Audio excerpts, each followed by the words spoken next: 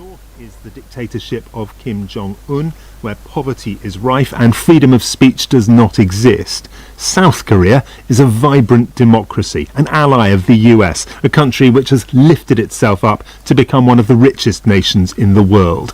But South Korea's success has brought challenges that echo all around the planet. This is a nation wrestling with major issues: stagnating growth, the relationship with China, Russia and neighbouring North Korea, how to reverse the lowest birth rate in the world, a huge gender pay gap and a backlash against gender politics. That's World Questions, right after the BBC World Service News. Hello, I'm Moira Alderson with the BBC News. On his arrival in Israel, President Biden has said that from what he's seen, the explosion at the hospital in Gaza was carried out by what he called the other team, not Israel. Mr. Biden's visit comes amid international outrage over the killing of hundreds of people at the hospital in Gaza. Speaking a short while ago, he expressed his solidarity. Americans are grieving with you. They really are.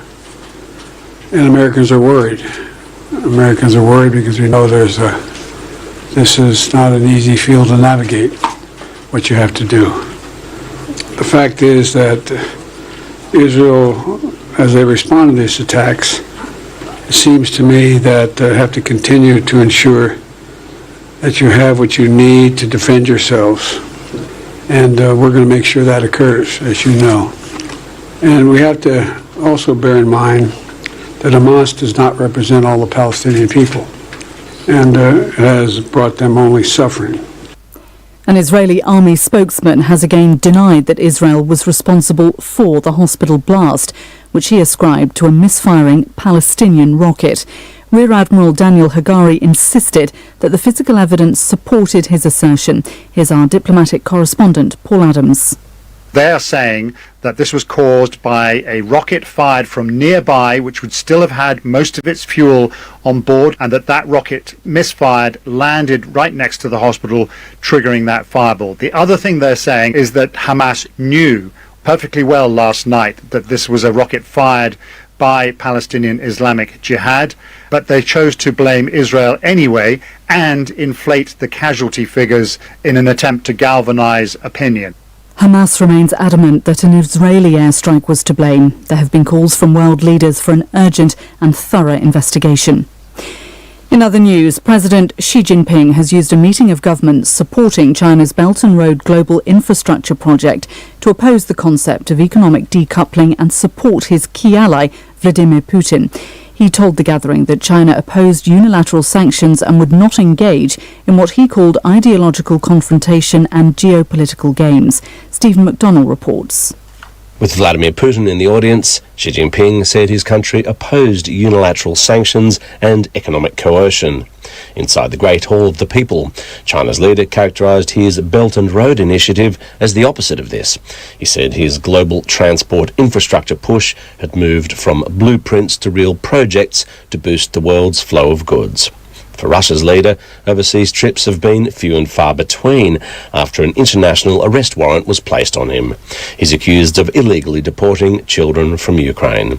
BBC News. One of China's biggest private home builders, Country Garden, is believed to have become the latest in the troubled sector to default on its overseas debt. As a deadline to make an interest payment of $15 million passed, the firm released a statement saying it did not expect to meet its obligations. The trial has begun in Vienna of the former Austrian Chancellor Sebastian Kurz, who's accused of lying under oath to a parliamentary commission 3 years ago.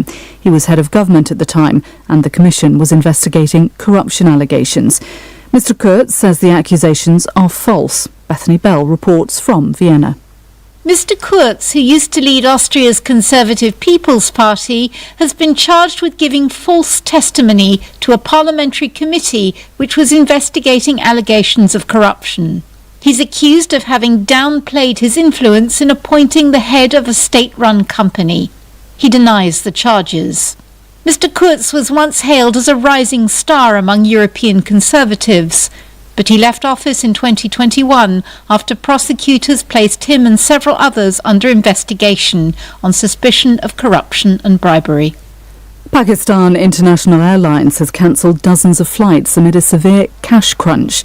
A spokesman for the national carrier said many flights could not take off because of a shortage of fuel. Others were being rescheduled. The airline has been struggling to pay for fuel, airport rent, flight servicing and maintenance. The Indian government says it will allow the exports of non-basmati white rice to resume to countries at risk of food insecurity. These include Nepal, Malaysia and the Philippines in Asia, and Cameroon, Ivory Coast and Guinea in Africa. India, the world's largest exporter of rice, imposed curbs in July to control domestic prices, which had shot up after the rice crop was damaged by monsoon rains. BBC News. This is the BBC World Service. I'm Johnny Diamond and welcome to World Questions, the programme that puts a country's people and their questions at the heart of the debate. Today we are discussing South Korea, one of the 20th century's economic miracles. Poor at the time it split from its neighbour to the north, it now has the fastest internet on the planet. It's a world-leading exporter of electronics, cars and culture. But the country that brought the world Samsung, Hyundai, K-pop and Squid Game is facing some serious challenges.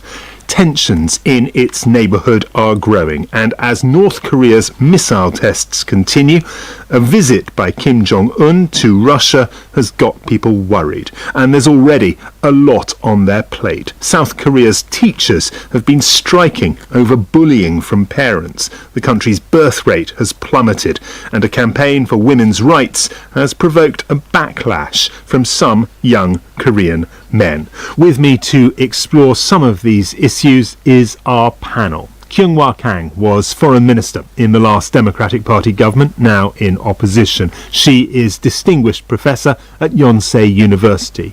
Chung-Min Lee has been a National Security Advisor and an International Security Advisor in two Conservative administrations. He's now University Professor at KAIST, a research institute. Hee Kyung-cho is a columnist for the Korea Times and also Professor of Law at Hongik University. And finally, Ha-won Jung is author of Flowers of Fire, about the Korean Me Too women's movement. She's also the former Seoul correspondent of the Agence France-Presse news agency. Let's go to our first question, and that comes from Pyung-ho Kim. President Yoon's Christian policy toward North Korea are too hostile that they might endanger the peace in the peninsula as well as in the Far East Asia. Does the panel agree? Thanks very much, Pyung-ho. The question there, President Yoon's posture and policy towards North Korea is too hostile and endangers peace on the Korean peninsula and the whole of Far East Asia. Does the panel agree? The policy has changed since the last administration. Relations were much warmer under the last president, President Moon. There were meetings and invitations. There was a joint Olympic team, and that produced a freeze on weapons testing by North Korea. That's changed. Relations are chillier now. Let me turn to the woman who, when she was Foreign Minister, visited Pyongyang, visited North Korea, Kyung-Hwa, Foreign Minister when President Moon met Kim Jong-un. Kyung-Hwa, what do you make of the question? I would certainly agree with that concern. I do believe that the harsh, hardline stance that the current government has taken toward North Korea has certainly jacked up the tension on the Korean peninsula. And at a time when the global geopolitics is such that confrontational rather than conciliatory, conflict rather than peace dynamics seems to be gaining ground all over the world. I worry that that push towards a hardline stance could heighten tension is one thing, but the danger lies, of course, in something accidental happening. And so I very much hope that the last bit of the agreement that the previous government had made with North Korea, by which we agreed to refrain from hostile acts along the DMZ, stopping of any exercises, firings, so as not to let anything accidental happen. And that has largely kept. So I very much hope that at least this bit of the agreements that was reached between South and North Korea during the last administration will be kept, because it's the one thing that is still keeping things cool along the DMZ. Thank you very much. Chang-min, you're a former international security advisor. Do you agree with Kyung-hwa that the policy is harsh and hardline? Well, Johnny, first of all, let me say hello to all of the BBC listeners in London and worldwide. It's a real pleasure to be here. My formal title was Ambassador for International Security Affairs and National Security Affairs, and currently I'm working at the Carnegie Endowment for International Peace in Washington, but based in Seoul. I've known former Minister Kang for over 30 years. She's a dear friend, but on this particular note, I must disagree with her almost completely. You have a Kim dynasty that's been in power for 70 years, one family, Kim Il-sung, Kim Jong-il, down to his son Kim Jong-un. What have they perfected? They've perfected an economic system that caters to the 1% elite. They have the worst human rights record in the world. And, Kyung-hwa mentioned the 919 military accord signed in 2018 when President Moon was in Pyongyang. They have basically made about 17 transgressions since we signed this thing. And in December 2022, for example, they basically flew 5 drones into South Korea, one of them which basically went around the presidential office. Now, that was also a shortcoming on the South Korean armed forces. But overall, the entire question of so-called hardline posture, well, hardline posture from the Yoon government's perspective is maintaining more effective deterrence. Here you have North Korea with a growing nuclear arsenal, with tactical nuclear weapons, on the verge of launching and operationalizing submarine-launched ballistic missiles with nuclear warheads, which means if, God forbid, they use nuclear weapons, there will be zero early warning time. And so if you look at the actions of the South Korean government over the last 5 years, for example, despite all the good intentions of the Moon government, the end result is, in my opinion, deterrence is weakened. Thank you. Ha-won, a writer, former journalist. The question, of course, is the posture and policy too hostile, and is it endangering peace? For listeners that don't know, that reference to the DMZ is the demilitarized zone, the space between North and South Korea. Ha-won, what do you make of the question? How do you respond? Well, I think my opinion is somewhere in the middle between Dr. Lee and Dr. Kang. The military tension on the Korean Peninsula has been on the highest level, probably not seen in years. And the rhetoric against the South Korean government and the US has gotten far more aggressive than ever before. And also the country has recently completed preparations for another nuclear test. And all of these developments came after President Yoon took a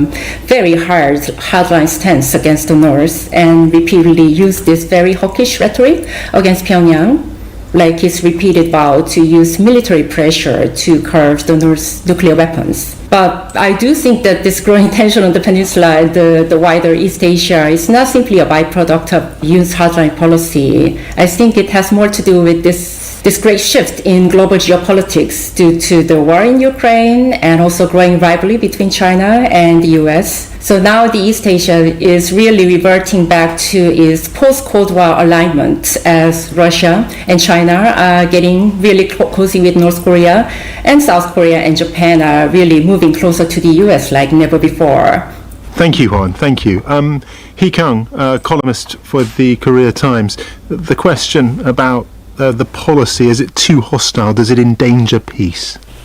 So I have to question the assumption behind the question, because I don't think it's really the hostility and the attitude by President Yoon that's endangering Korean Peninsula. It's really the hostility, belligerence by the North Korean regime and the despotic Kim dynasty that is putting the peninsula and all of East Asia in danger. We've tried conciliation, we have tried accommodation, we have tried bending backwards to extend a peaceful hand toward North Korea, and it didn't really get us anywhere. I would say that North Korean regime has a typical characteristics of a bully, which is to be forceful and strong against those that are weaker than they are, and showing their tail towards those who are seen to be more forceful than they are. And so the policy and the approach that Yoon administration has taken is certainly very different to the previous administration. But I would say that this change in policy is something that we need to try. But at the same time, I would say we can't simply treat North Korea as the enemy and cut off all communication with them. We need to open and continue to keep open a line of communication with them. Former Foreign Minister Kung Hwa. North Korea is certainly a bully. They are a bully not because they're confident, because they're insecure. All they have is that nuclear missiles program. The economy is in a debacle. They desperately need help from the outside, and what they are trying with the nuclear missiles program is to increase their leverage. It is the only leverage that they have vis-a-vis the outside world, and I think we should see that for what it is. Thank you very much indeed. Pyung-ho, I think you're still with us. What do you make of what you heard? I mean, there's quite a pointed question. What do you make of it? Having heard the discussions of the so-called experts, I found their talk is first of all based on the hatred of North Korea is so prevalent. I think it's that sort of hatred has long been built into the DNA of Korean society, particularly since the Korean War in the 1950s. And that hatred still continue on and remain either so strong that we don't try to open our eyes to actually see what is really happening, what the North Korea really is. We simply say they are bullied, they are shocking. I think we get the idea there. Thank you. And if I have to say, if you refer to them as so-called experts, if they're not experts, I'm not quite sure who is. But thank you very much indeed. Very briefly, if I could, I'll come back to you, Chung-min. Thank you. Yes.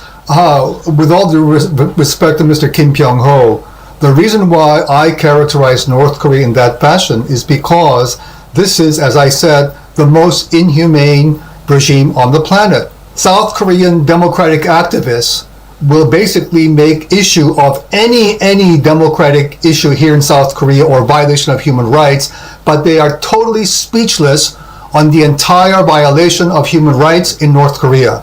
Okay, thank you very much indeed. We're going to move on because the next question does also relate to this. Let's go to our second question. It's from Han Myekyong, and it's read by Eunice Kang. I think the biggest problem for Korea is economic inequality caused by the division of Korean Peninsula. What can be done to reduce those inequalities between two halves of the peninsula and make things more equal? The question, what can be done to reduce the inequalities between the two halves of the peninsula, between North Korea and South Korea? In August, of course, President Yoon offered aid in exchange for an end to the weapons program. That offer was rejected.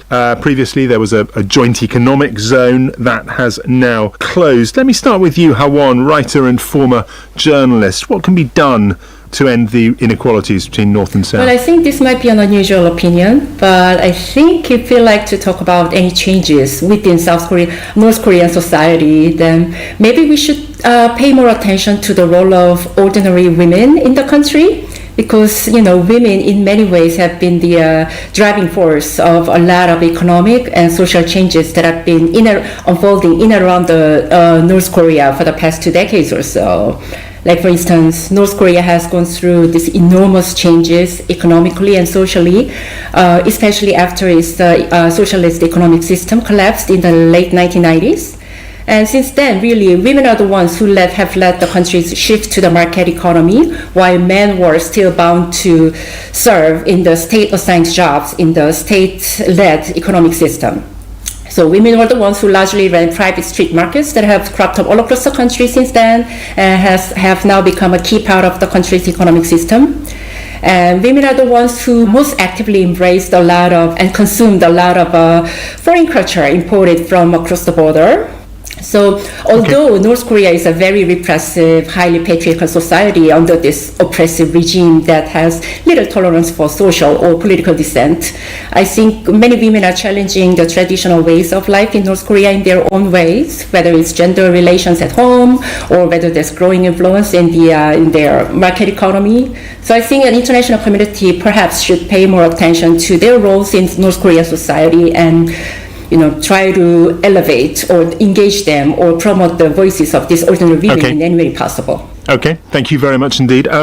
Chung Min, former Ambassador for International Security. I think I've got your title about right this time. Forgive me for the first time. Does the South have leverage, as you see it, on the North's economic situation? The South Korean economy is about 40 times as large as North Korea's.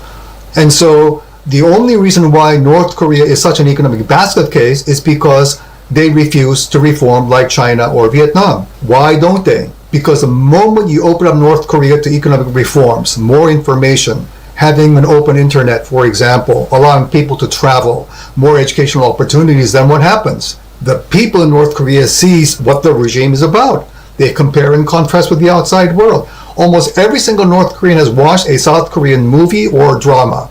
If you're caught, however, you can be either jailed or, in the worst case, even shot. And so the biggest influence South Korea has, besides economic, for example, models, is the fact that we are showing North Korea the other version of South Korean society. More freedom, more human rights. Your suggestion is that what is called soft power. That's right. The power of culture, the right. power of openness and democracy. But Johnny, it's crucial to understand that they are afraid precisely of the magnitude of South Korea's soft power, because that is what changes people's minds and attitudes. Thank you very much indeed. I'm Kang Hwa, former foreign minister. That question about reducing inequalities between the two halves of the peninsula. Your thoughts? I'd be the first to say concentrating on women for social progress and reform is the best way to do things. But in the case of North Korea, I think that is quite limited. It's a country that is closed, state-driven, and autocratic. But for us, it's not just the regime, it's the people, and it's the same people, and many of us have relatives there. So I think our feelings about North Korea is a mixed one, and we need to make sure that both sides of this is addressed, and not just the hard line that the current government and as Chung Min describes. I think given the heavy sanctions that the country is under, unless North Korea does something to get some of that sanctions lifted or eased, any meaningful change to the way the economy is being handled and run, I don't think is going to come about. We may send in soft messages illicitly, not any open channels, but that is very limited. So the key to the inequality and closing that, again, gets back to the issue of the nuclear and missiles development and the sanctions that go with it. It will be only when those sanctions start to get eased and lifted that North Korea will be able to revive its economy. Okay, thank you very much indeed.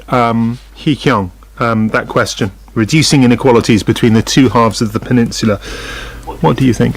Many of the measures that were discussed by the other panelists, although really valuable, are essentially things that have to be driven and taken internally by North Korea, over which we have very little influence.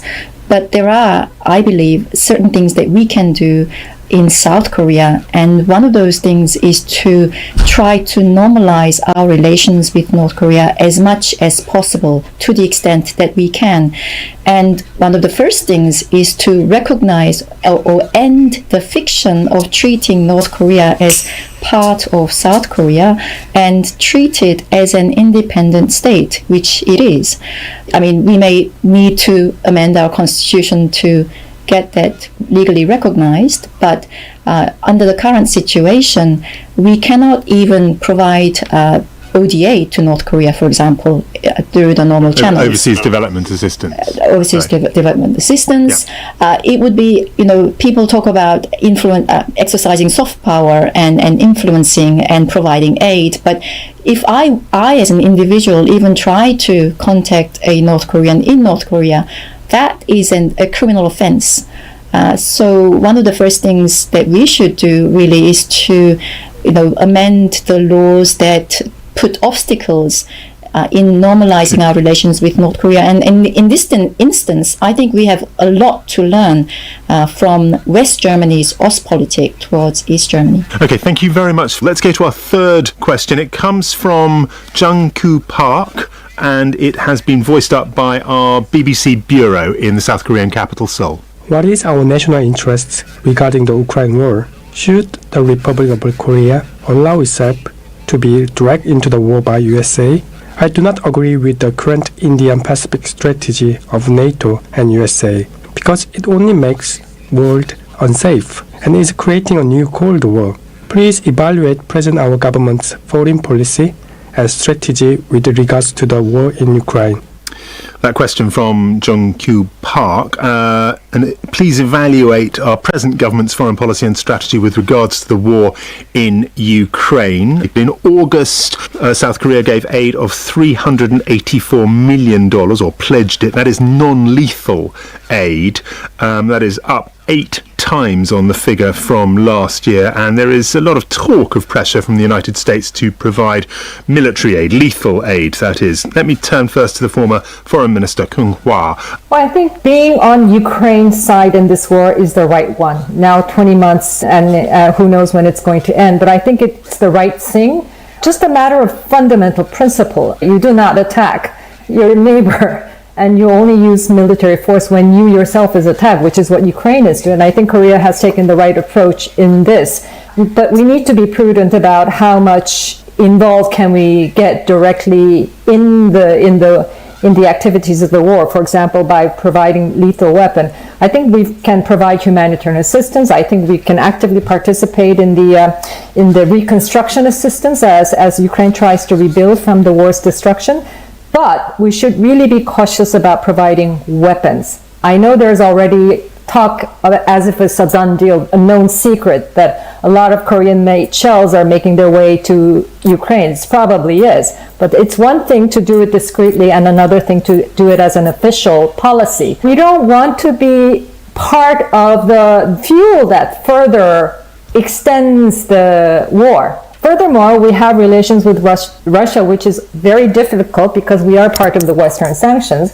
But given Russia's influence, and we've seen it clearly with North Korea, with the summit between Putin and Kim, that's a huge dynamic that we need to consider when managing our own situation on the Korean Peninsula. Thank you very much indeed. Let's go to Hee Kyung, columnist with the Korea Times. I have greatest respect for former Foreign Minister Kang. But on this issue, I think that it's really incumbent on us to provide assistance directly. It would be unconscionable for us not to act. So first of all, she mentioned the illegality of Russian invasion into Ukraine, and that is correct. It's in breach of international law, it's in breach of UN Charter, so we actually have a legal duty to provide assistance. But I believe more than that, we have a special moral duty, because if it hadn't been for the soldiers who came from the other side of the world to help defend South Korea in the Korean War back in the 50s, I don't think we would be sitting here right now, most likely be living under very different circumstances. Soldiers came from countries like Ethiopia, Turkey, Sweden, Norway, South Africa, Colombia. Those countries, those soldiers probably couldn't even spot where Korea was on the map back then. And it was really thanks to their sacrifice and their laying down of their lives that we were able to survive and even thrive. So I believe that we have a special moral duty because it's the right thing to do to help the victim of this kind of illegal aggression. Certainly, we need to consider our relations with Russia, but there are, quid pro quo type of things on both sides, and that's something that we can deal with separately, but we need to separate that issue from what is the right thing to do here.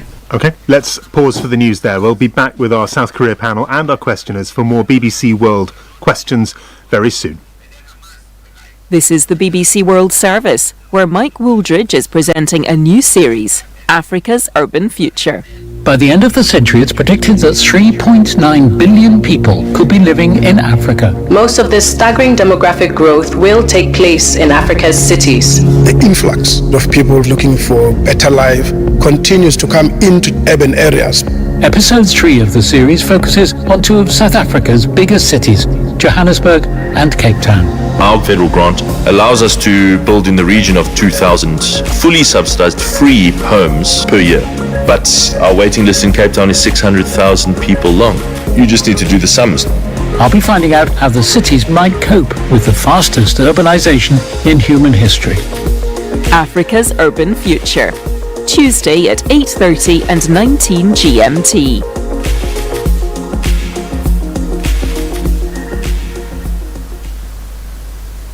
This is the BBC World Service. I'm Johnny Diamond and you're listening to World Questions South Korea. So far we've debated the response to North Korean aggression and whether South Korea should start sending arms to Ukraine. Next we'll debate the country's plummeting birth rate, now the lowest in the world, why it's only men who have to do military service and what can be done to improve relations between men and women. Join us for more World Questions South Korea right after the news. BBC News with Moira Alderson. President Biden has said that from what he's been told, the explosion at the hospital in Gaza was carried out by the Palestinians, not Israel. The devastating blast killed and wounded hundreds of people, many of them women and children. The UN Secretary-General has led global condemnation of the incident. Hamas and Israel blame each other for the killings. The Israeli military spokesman has played journalists what he said was an intercepted phone call between Hamas militants, acknowledging that a rocket misfired. But a BBC correspondent says Israel's claims are likely to be ignored or rejected across the Middle East. Egypt's President Abdel Fattah al-Sisi has said that the forced displacement of Palestinians cannot be implemented. His call came as Israel again urged residents of northern Gaza to move southwards within the Strip. Mr al-Sisi has still not allowed them to enter Egypt. He has suggested they could be moved to the Negev desert in Israel until, in his words, militants were dealt with. With Israel still bombing Gaza, the UN chief has urged a humanitarian ceasefire. In other news, President Xi Jinping has warned other countries against decoupling from China's economy. Addressing world leaders in Beijing, including Vladimir Putin, Mr. Xi also criticised the use of unilateral sanctions. The BBC has seen new evidence of the ethnic violence sweeping western Sudan. Satellite analysis shows militias have set fire to dozens of villages in Darfur. The former Austrian Chancellor, Sebastian Kurz, has gone on trial. He's accused of lying under oath to a parliamentary commission investigating allegations of corruption when he was head of government. India says it'll allow resumed exports of non-basmati white rice to 7 countries at risk of food insecurity. It had suspended these in July to control domestic prices, but this pushed up the cost of rice around Asia. BBC News. Hello, I'm Johnny Diamond and this is the BBC World Service and you're listening to World Questions South Korea, debating the foreign policy and social issues of this fascinating country with an expert panel and questions from people across South Korea. Before we take our next question, let me reintroduce our panel. Hee Kyung-cho is a columnist for the Korea Times and Professor of Law at Hongik University. Ha-won Jung is author of Flowers of Fire, about Korea's Me Too women's movement. Kyung-hwa Kang is former Foreign Minister of the Republic of Korea, now Distinguished Professor at Yonsei University. And Chung-min Lee is former Ambassador for National Security Affairs and former Ambassador for International Security Affairs, now University Professor at KAIST. Let's go to our next question, which comes from Katrina Kim. Yes. Hi. So the low birth rate in Korea is a consequence of a series of social problems like high real estate costs and the lack of public child care provision, which results in the women quitting their jobs to take care of their babies. So what is the answer to the low birth rate issue? Thank you so much, Katrina. What is the answer to the low birth rate issue in South Korea? It has the lowest birth rate in the rich democratic world, and that birth rate will bring huge problems coming very shortly of an ageing society, unable to pay pensions, support healthcare, generate taxes, you name it. Hee Kyung, Professor of Law at Hongik University and a columnist for the Korea Times. How do you solve a problem like a low birth rate? How do you solve a problem like this? You know, if you could solve a problem like this, like that, obviously we wouldn't be in this conundrum. Hi guys, this is your friend Uruj from SendWave. SendWave is a money transfer app that is used by people all over the world to send money to their loved ones in Africa. With SendWave, you can send money to Ghana, Nigeria, Kenya, Uganda and Tanzania. And the best part is, SendWave is absolutely commission free. Our exchange rates are excellent. You can see for yourself by checking them out on our website. So how do you use SendWave? SendWave is an app that you can download onto your phone from the App Store or Google Play Store. The app is free to download. After downloading it, just open the app and enter your name, email, and phone number. That's it. You're good to go. Make sure you use the promo code SR. S for Starr, R for Radio. This promo code will give you £5 free credit to send to Africa on your first transaction. Your money will be delivered to your recipient within seconds. Feel free to call me on 0749 7377 647 at any time. I'll be happy to tell you all about SendWave and help you in any way I can. Remember to use the promo code SR for £5 free credit. Medasse. Hi everyone, it's your girl BB Clement, the author of How to Go From Employee to Entrepreneur and the host of your weekly business show, BB Means Business, the show where we discuss everything you ever wanted to know about business but you were afraid to ask. How do I start my business? How do I raise the finance? How do I grow my business? Where am I going to find my customers? Join me every Tuesday at 1:30 p.m. on Starr Radio UK to get all the information and tips that you need to become a successful entrepreneur and become financially free. Remember, don't let life dictate to you. Rather, put your signature on life.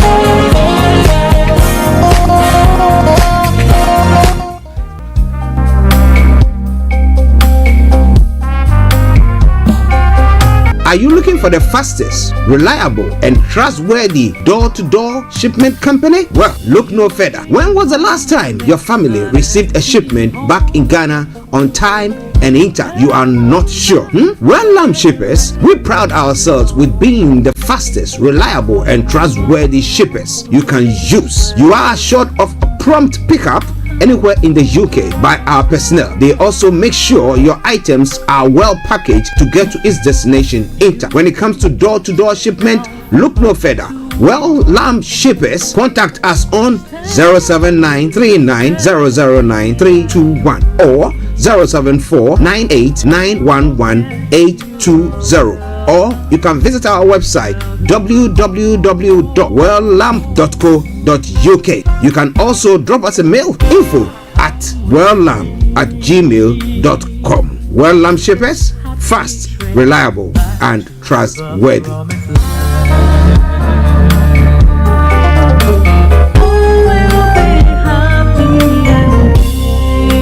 Hi there. Are you dreaming of owning your own house in Ghana? Then you will need a well-documented piece of land that is free from troubles. I highly recommend My Africa Property for any size of land that you will need. With My Africa Property, lands are available in Prampram, Sopoli, Tohenia, Ogome, Dodova, Winneba, and many other locations at affordable prices. These locations are about an hour away from the airport, only 35 minutes from the motorway, 10 minutes drive from Central University College, 10 minutes drive to the beach, and close to Prampram Senior High School and Ghana Men's Soccer Center of Excellence. For more details, visit our website www.myafricaproperty.com or call our UK office on 0208 123 2523. For our US and Canada offices, call us on +1 585 184 994145. You can also email us at ghana@myafricaproperty.com. Tune in to On Point here on Starr Radio UK with Empress Regina every Monday at 5 p.m. GMT. Looking forward to your company. Getting onto the property ladder has never been easy until now. Join us this and every Thursday from 7 p.m. to 8:30 p.m. live on the Property Hour Show on Starr Radio UK, where we talk to mortgage brokers, property developers, estate agents, landlord, tenant, property consultants on how to invest or get into the property business and make money. You can't afford to miss this. The Property Hour Show is your best source into the property industry. Hi guys, this is your friend Uruj from SendWave. SendWave is a money transfer app that is used by people all over the world to send money to their loved ones in Africa. With SendWave, you can send money to Ghana, Nigeria, Kenya, Uganda, and Tanzania. And the best part is, SendWave is absolutely commission free. Our exchange rates are excellent. You can see for yourself by checking them out on our website. So how do you use SendWave? SendWave is an app that you can download onto your phone from the App Store or Google Play Store. The app is free to download. After downloading it, just open the app and enter your name, email, and phone number. That's it. You're good to go. Make sure you use the promo code SR. S for Starr, R for Radio.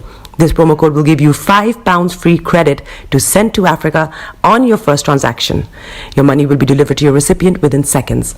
Feel free to call me on 0749 7377 647 at any time. I'll be happy to tell you all about SendWave and help you in any way I can. Remember to use the promo code SR for £5 free credit. Medasse.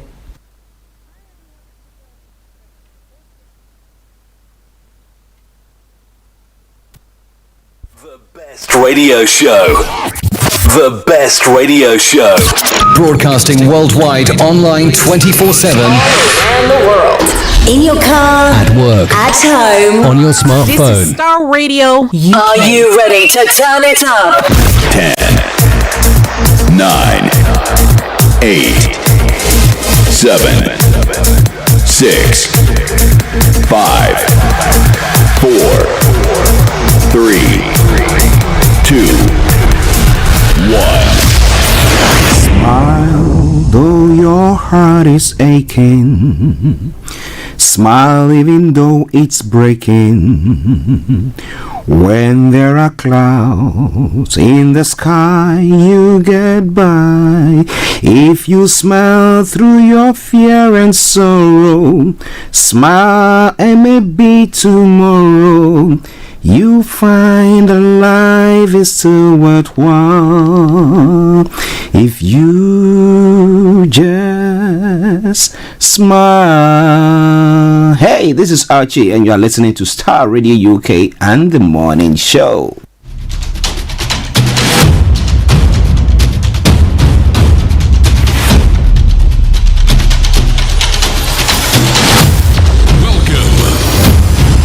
This is Starr Radio. This is UK. Starr Radio UK. This is Starr Radio UK. Welcome.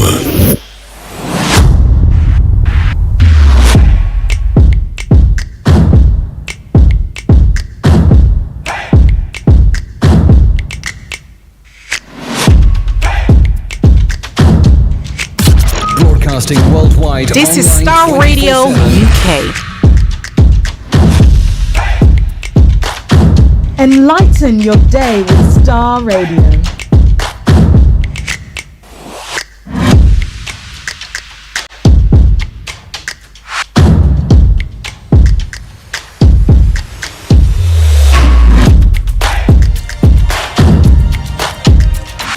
Starr Radio. Radio for people by the people. Love for you runs deep. Welcome. All of you makes my heart beat. You make a doubt they fade.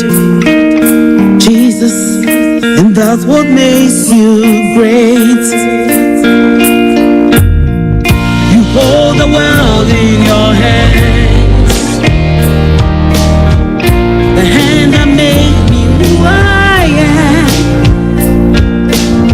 Same for now, yesterday, and forevermore. And that's what makes you great. Okay, let me say massive good morning, good afternoon, good evening, good dawn to you wherever you might be on planet Earth and those of you on other planets as well. We want to welcome you to the Wednesday edition of the morning show. Today is the 18th day of October, the year 2023, and it's now 10:44 from the House of London, Starr Radio UK, your favorite African and Caribbean radio station in London.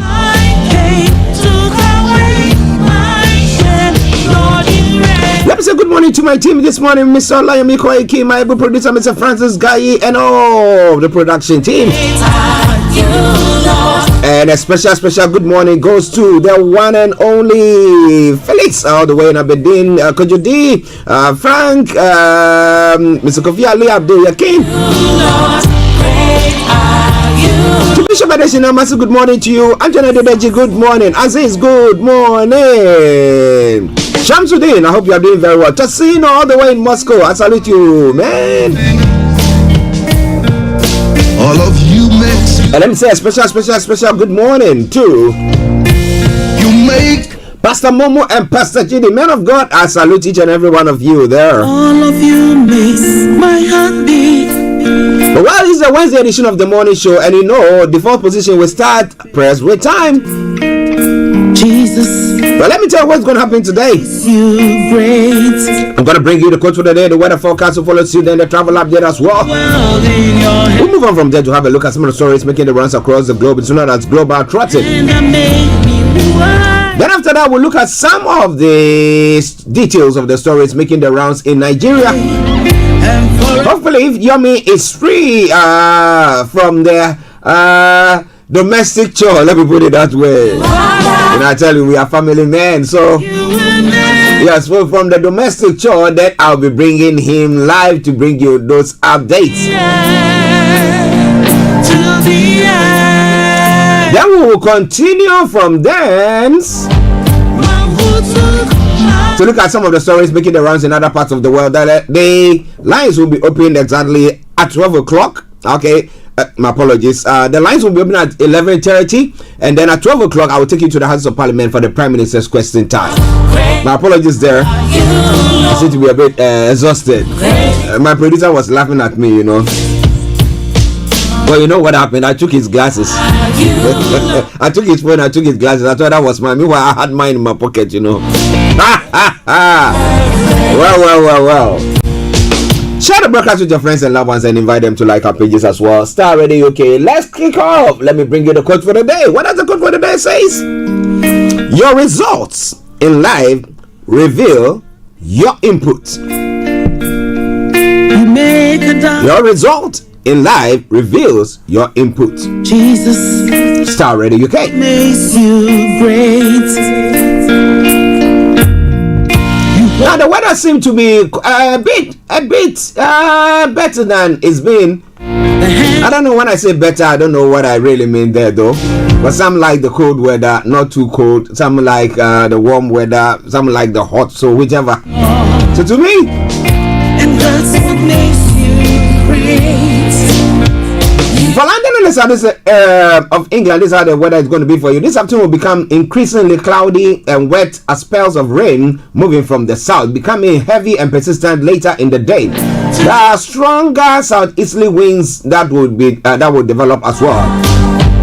And tonight it's going to be wet. But rain clearing northwards overnight with a few clear spells possible. More clouds move in later with some showers in the early hours. Windy to start, but winds easing later. Temperature is going to be 16 degrees. The lowest is going to be 15 degrees. UV level is going to be low. Pollution is going to be low. Sunset 18:02 and sunrise for tomorrow morning 07:29 hours. That brings us to the end of the weather forecast. Let me take you straight to the travels as well. What is happening on your travels this morning? If you are in London and in the UK, love for you. Well, on the major roads in London, Central London Red Route, South Circular 8205 have all got serious delays. If you can avoid it, do your best to do so. Also on the underground this morning, the District Line has got part suspension and severe delays. Elizabeth Line minor delays, Metropolitan Line severe delays and minor delays, and Piccadilly Line has got severe delays.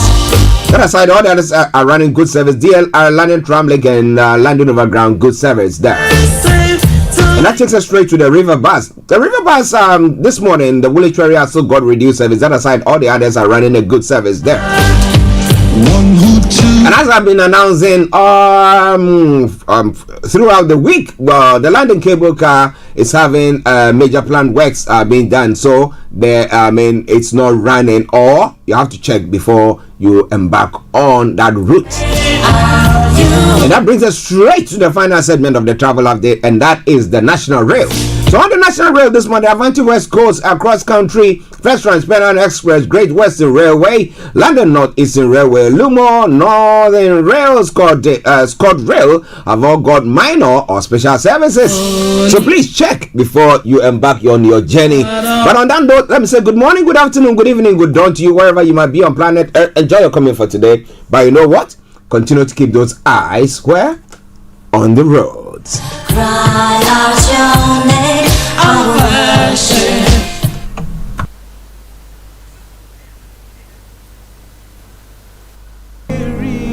The family, friends, and loved ones of Apostle Mark Nyako and Mrs. Victoria Abena Bosumpima, which is to invite friends, loved ones, the Christian community to the celebration of life.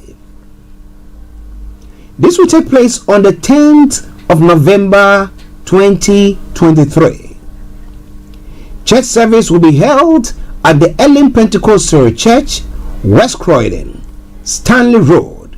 The postcode is CR0 3QA. Interment will take place at the Croydon Cemetery, Mitcham Road, London. The postcode CR9 3AT.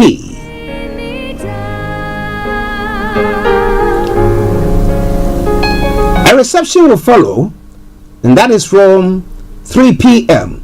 at the Imperial Banqueting Hall, 31 Imperial Way, Croydon. The postcode once again CR04RR.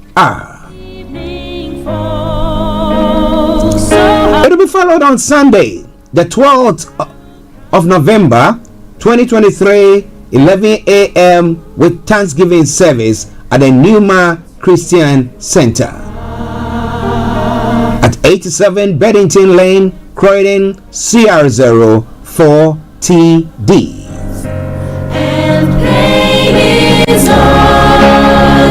The dress code for the funeral celebration is going to be black, but as for the Thanksgiving, it's going to be black and white. All friends and sympathizers are cordially invited. For more information, please contact Evelyn 075 5463 8421. Kojo 073 7592 8737. Sheila 079 83 58 1818. Come and mourn with us as we celebrate the lives of the late Apostle Mark Nyakun and Mrs. Victoria Abena Bosumpima. See you all there, and God bless you. See how they shine. Welcome back to the program Starr Radio UK, your favorite African and Caribbean radio station in London is gone. 7 minutes to the top of the hour, and we are far behind our one and only global trotting time. So wherever you are, don't you go away. I remain yours sincerely. This is the morning show with Archie. Okay, let's crack on. So when it comes to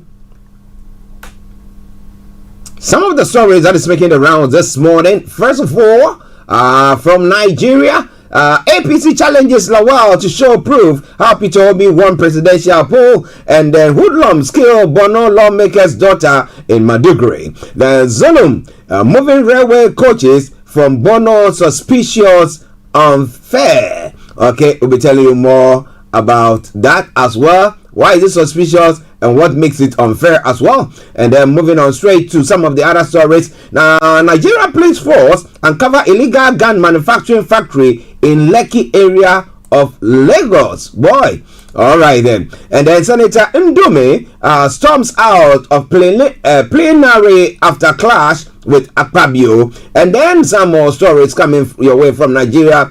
Learn from Liberia's election. Review ballot papers. Yaga tells the INEC.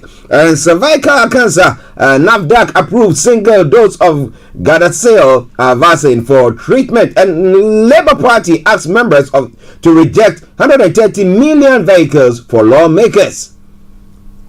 130 million naira vehicles for lawmakers. Now, Tinubu appoints Jalal Arabi, new Nakon CEO, and Lagos Ota Abeokuta Road. We are ready to take over a project, Ogun State government is saying. Army begins security operation in Bayelsa, and then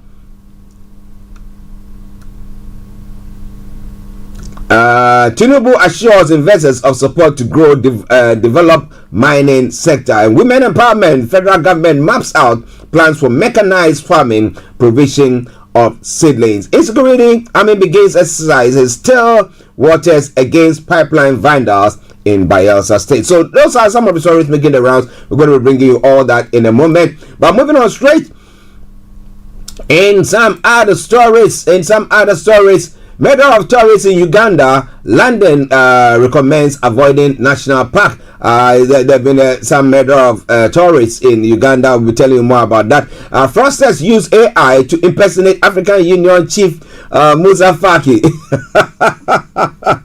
A moment ago, I was behind the scenes. I was having a chat with my producer. We were talking about AI, and I was saying, "Now you need to show me that. You need to show me that." He was telling me, "Now that's what AI has done. I bet you people are going to take me and then impose me in their what do you call it? Maybe in their maybe on their airways." I said that this is what Archie has said. Meanwhile, Archie has not said nothing. What do you think about all that? Now, murder of tourists in Uganda. London is recommending visitors, the UK visitors, to avoid the national park. Why? We'll be telling you more about that. And Mozambique opposition denounces fraud in local election amid unrest. We'll be telling you more about that.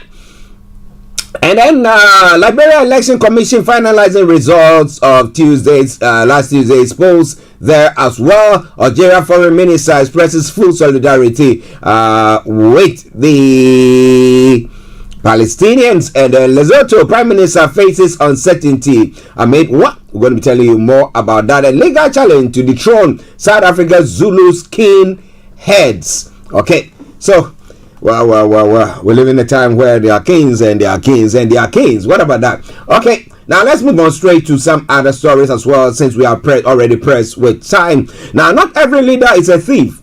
Pray for the nation. Akufo-Addo to Christian Council is one of the stories making the round. Well, they should pray for the nation. So, whatever those, I mean, you are not a thief, but you sit down, and then you watch people do that. What does it make you? What does it make you? Instead of you to speak out, instead of you to maybe chastise those who have been doing so, you don't. So we can accomplish, right? Okay, but I will be telling you more about that. Maybe we'll not be able to go into the details there. But damn spillage victim, you don't talk politics to people in crisis. A black one to Akufo-Addo, that damn spillage thing, and the statement that the president made during a visit to the Volta region to commiserate those who have been affected by that, and the fact that they said, you know what, I wouldn't have been here if I was looking at the votes that you people have been casting. You never vote for me, so I wouldn't have come down here. But what do you think about all that? So come your way from Starr Radio UK, 10:58 the time. While in other stories, Jordan loses first round of House Speaker vote. The Trump ally postpones plan for another vote as holdout to his bid for the speaker date in. Well, ethnic cleansing committed in Sudan, UK says analysis of satellite images provides evidence that dozens of Darfur villages have been burned down. And Pentagon releases footage of coercive Chinese jets. The declassified videos show PLA fighter jets coming close to US aircraft in the international air space. A CIA informant channel hijacked through Twitter bag. US spies and informants could have been directed to hostile nations through a CIA mistake made on X. And Biden meets Netanyahu as Gaza hospital blast overshadows Israel's visit. President Biden pledges US support as Israel military claims Palestinian militants caused last night's deadly blast. Now, Gaza hospital blast, we'll tell you more about that as well. Who do you think might have perpetrated that evil act? Okay, they're saying that look at the images. We didn't do that. What do you think about all that? More going to be coming your way. As I was talking about what is happening in Uganda as well. Uganda, British tourists among 3 dead in Uganda. Queen Elizabeth National Park attack. A British tourist is among 3 people killed in a cowardly terrorist attack at a national park in southwest Uganda. Authorities have said Ugandan police said the trio were were killed and their vehicles burned in the Queen Elizabeth National Park. It said joint forces are pursuing suspected members of the Allied Democratic Forces rebel group on Tuesday night. The Uganda Wildfire Authority said the victims were 2 tourists and a guide. This is all coming away from Starr Radio UK and your favorite African and Caribbean radio station in London. Here in the UK, the MI5 head has warned of epic scale of Chinese espionage. Now, tens of thousands of British businesses are warned of the risk of having their innovations stolen. So, do you do a copyright of it, or how do you actually protect that? Now, food prices in first month fall for 2 years. The price of milk, cheese, and eggs all fell in September, but fuel prices rose sharply. And I've been telling you that's why those who have been advocating, oh yes, it's something that is going on in Middle East, blah blah blah. I said that you have to pray, as a good book say, pray for the peace of that particular region, because somehow it comes to impact you directly or indirectly. So what about that? Now, post HS2 land sale, says government project advisor. You say you're not going to be doing it again. They said, okay, they are selling the lands then. To who? Are they trying to do the Ghana style? Well. Laughing gas to be illegal in 3 weeks are some of the stories making the rounds this morning. A man has been jailed for abducting a girl while dressed as woman. Andrew Miller, also known as Amy George, subjected the schoolgirl to a 27-hour ordeal in his brother's home. Okay, we'll be telling you more about all that. But now, let's take a musical break. And once we come back, if your ministry is going to join us. If not, I'll be bringing you all the updates. And I tell you that he will be getting himself ready. We'll talk to him later. All right, then. So enjoy this song. This is from Koiki Boham. And you know that it's either that or that. But well, names of talkatives. Well, those who are criticizing you, if it's constructive, listen to them. But if they're destructive, trying to chastise you, using machinations and everything, boy oh boy, don't listen to them. Just write their names down, ignore them. Yes, let God deal with them. Enjoy this, and I'll be with you.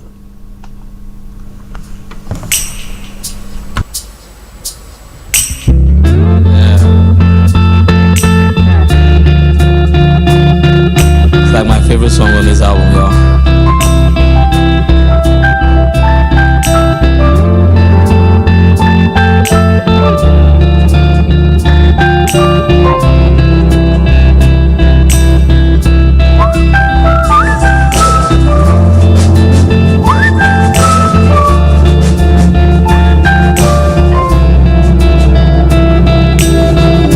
It's no secret in our world,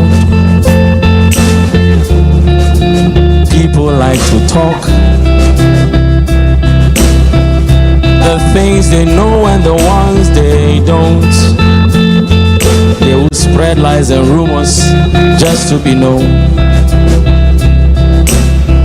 So why are you wasting your time like this, hearing those things that break your heart? Give no attention, give no thoughts, cause people talk, but they'll never help you walk.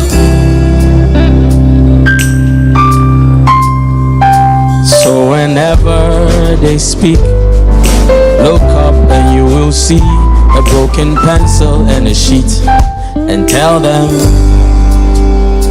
say, I'm writing names of all the things. Yeah. All of this noise you're making on me, teacher will get you when he comes. I have a race, No time to waste. no time to waste. I'm writing names of talkers. I'm writing names of talkers. 1, 2, 3. This is Starr Radio UK. In your car, At work, at home, on your smartphone. The best radio show. Broadcasting worldwide, online 24/7. No time to waste. No time to waste. Archie on Star Radio. Nobody does it better.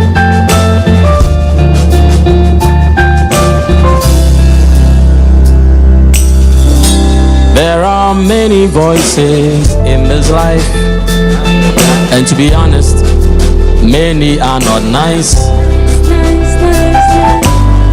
So don't hear something and pick a knife.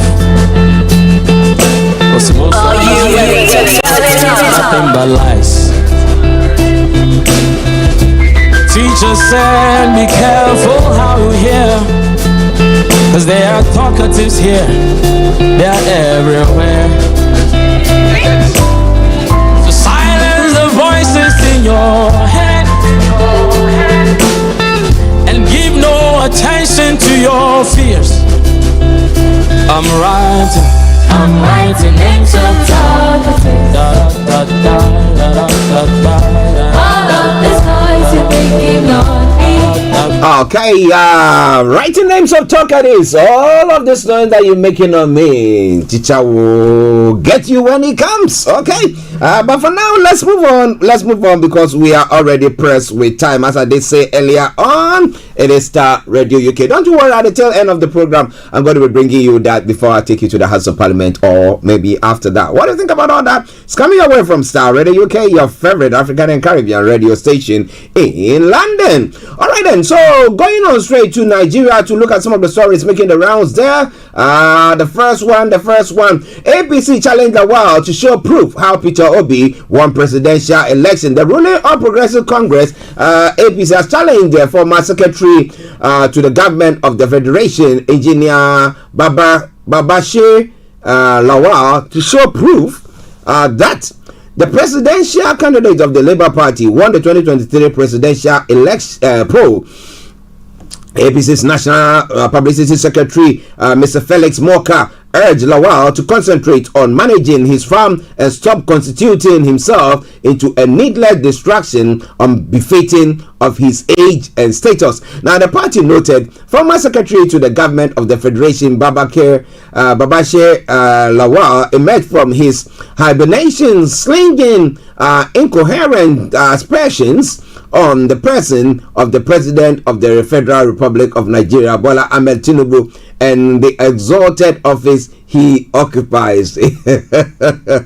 Now, after a long heritage linking his wounds from the monumental electoral loss of his candidate in the last presidential election, Mr. Lawal unabashedly is out again peddling gibberish rather than learn from his political misadventure with equanimity. Now, clearly, the defeat of his principal, Peter Obi, at the poll has done incalculable damage to Mr. Lawal's psyche and his capacity for rational thought, as evident in his analysis based entirely on the figment of his warped imagination rather than on hard facts and figures. A clear sign of his disconnect from reality was his reference to his election held in May 2023 rather than in February. We challenged Babashir Lawal to give a detailed breakdown of his so-called aggregated facts sourced from independent sources, which he claimed proved that Obi won the elections or forever keep mute. Now, that he did not provide these facts to help Obi prove his case before the presidential election petition court is a massive disservice, if not betrayal, of his political principle. But it's quite an interesting one, because looking at it quietly, you ask yourself the question, what exactly has he got? And why are these people coming against him like that and saying that the higher office? The higher office, and we have somebody who has faked all his documents and he's occupying the higher office, and they say, that is cool, he's the higher office. Like Professor Lumumba says, well, he's our thief. We love him, he's our thief. You have to just leave him like that. All right then. But what do you think? Well, we'll be following our stories as the days and the times unfold.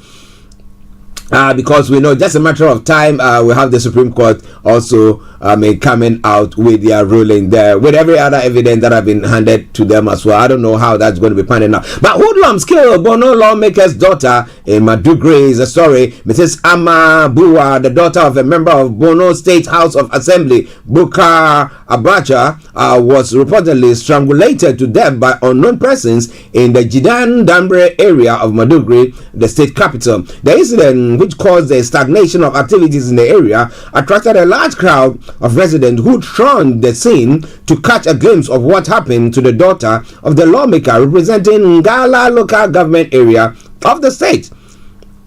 A source who spoke with the newspaper said the incident occurred around 6:30 p.m. on Tuesday when the husband was said to have left the compound to a nearby mosque for prayers. According to him, the husband of the victim, who took the corpse to the police station, said he found her lifeless body in his house with her hand and legs tied behind her back while her 2-year-old child was crying beside her. Meanwhile, a family source who shared the news of the incident on his Facebook page said the remains of the deceased will be buried today, that's Wednesday morning in Madugri. But this is a criminal thing that has happened. Do you rush to bury the person? Why is a proper investigation not going to be done? Well, okay, let's move on straight to some other stories. Nigeria police force have uncovered a illegal gun manufacturing factory in Lekki area of Lagos. The story says that Lagos Police Command has successfully dismantled an illegal gun manufacturing factory in the Igbeju Lekki area of the state. The compound said The command said 2 individuals were apprehended for their involvement in producing firearms discovered in the factory. Now, CP Idowu Owohunwa, the Lagos State Police Commissioner, announced the development and explained that the suspects were cooperating with the police by providing valuable information. Now, Huma reported that on September 11, 2023, at approximately 4 p.m., the police acted on credible intelligence and raided a blacksmith shop in making firearms for sale to criminals in Idata village of Igbeju in the Lekki area. And there's some pictures there. I don't get it. Well, the drills and some guns and it's like spare parts of old guns that are being used to manufacture these guns. Okay. Well, let's see. Is it one that somebody say whatever it is? If it's illegal, it's illegal, right? Right. Okay, it is Starr Radio UK. Another story, Senator Ndumi stormed out of plenary after clash with Akpabio. The story says Chief Whip of the Senate, Ali Ndumi left the plenary after Senate President Godswill Akpabio ruled him out of order during the plenary on Tuesday. Mr. Ndumi, an All Progressive Congress senator representing Borno State, said raised a point of order, citing Order 54 of Senate rule, saying that it was the responsibility of the Chief Whip to remind and guide the Senate on procedure and process of plenary. Now, this swallowed an alleged error committed in the motion moved by Senator Sumaila Kawu on the need to reopen the Nigeria-Niger border. Mr. Kawu moved the motion without stating its title. Mr. Ndome, through the order, attempted to draw the attention of Mr. Akpabio to matters relating to proceedings of the Senate. In the court, he said, "This is a Senate of the Federal Republic of Nigeria, guided by laws, rules, and procedures. If in the course of proceedings at any session errors are observed, they must be corrected before forging ahead with such proceedings," Mr. Ndumi said. And I think I will agree with him there, because you don't do that. What happens is that somebody can come back later to, take you up in the courts, because it makes it illegal, because due process was not followed, right? Okay, so it is Starr Radio UK, It is your favorite African and Caribbean radio station in London. Still bringing you some more stories making the rounds from Nigeria. A couple more, and then we will bring that update to close. Tomorrow, God willing, we'll be bringing you more about that. Well, Nigeria INEC, that's the INEC, that is the body that is supposed to see to the election, the Independent National Electoral Commission, are being advised to actually learn from what Liberia Electoral Commission has done. Let me say good morning to Anthony Adedeji. Now, Yaga Africa has advised the Independent National Electoral Commission (INEC) to emulate conduct of the just concluded Liberia elections. The organization specifically asked INEC to review the format of ballot papers used in Nigeria's election by including photographs and the names of candidates to improve quality of electoral preferences and reduce invalidated votes. So what did they do? Is it the logo and maybe what? Without names or what? It also urged the National Assembly to strengthen the electoral law by making electronic transmission of results mandatory, including an upload of polling units, level results, and result sheets used at different levels of collation. Now, this was contained in a preliminary finding of the 2023 Election Study and Observation Mission (ISOM) to the October 10 Liberia 2023 general election deployed by Yaga Africa from October 7 to 13. The delegation was led by a former commissioner for political affairs at the African Union Commission and former Nigerian ambassador to Guinea, Aisha Abdullahi. Now, presenting the report in Abuja yesterday, Abdullahi and the executive director Yaga Africa, Samson Itodo, said the mission observed commitment to transparency on the part of the Liberian Electoral Commission in managing the tallying process. Well, so if they did it well, then wow, we all have to take a leaf from their books. Well, all the African countries. What do you think about that? Well, this is all coming away from Starr Radio UK. 17 minutes past the top of the hour, the time, the morning show, the program, and it's a Wednesday edition, and therefore you know that I'll be taking you to the House of Parliament at 12 o'clock. But wherever you are, don't touch the dial. Starr Radio UK, your favorite African and Caribbean radio station in London. Let's move on to some other stories making the rounds this morning on the other parts of Africa as well, whilst we go on. Now, the African Union Commission has fallen victim to cybercrime after fraudsters deployed artificial intelligence tools to impersonate the continental body's head, Musa Faki. Now, Mr. Faki, who is the chairperson of the African Union Commission, the Secretariat of the African Union routinely writes to global leaders whenever he needs to place a call. Such a letter is formally known as a note verbal and is the standard procedure for scheduling meetings between the African Union leadership and representatives of other countries or international organizations. The fraudsters faked his voice and played several video calls to European capitals, ostensibly seeking to arrange meetings. AU Commission has revealed that the cyber criminals use fake email addresses too, pretending to be the organization's deputy chief of staff, seeking to arrange calls between foreign leaders and Mr. Faki. That is serious, man. Now, Eba Kalondo, Mr. Faki's spokesperson, confirmed that the pranksters then went ahead to hold video calls with several European leaders while using a deep fake video alterations to impersonate the chairperson. In a statement on Friday, AUC said it regrets these incidents, reiterating the Commission only used official diplomatic channels to communicate with foreign governments through their embassies in Addis Ababa. The African Union Commission reiterates its strict adherence to diplomatic protocol and exclusive usage of note verbal for high-level engagement requests, Ms. Kalondo said in a tweet. And that's quite interesting.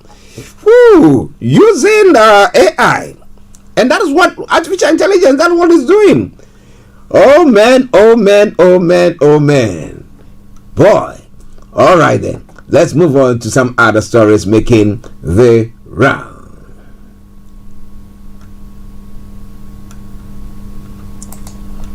In Mozambique, demonstration took place in Mozambique yesterday, that was called by the opposition to denounce fraud in municipal elections, with police using tear gas in the capital Maputo. While the country awaits the final results from last Wednesday's vote, the ruling party has been declared the winner in most towns where counting has concluded.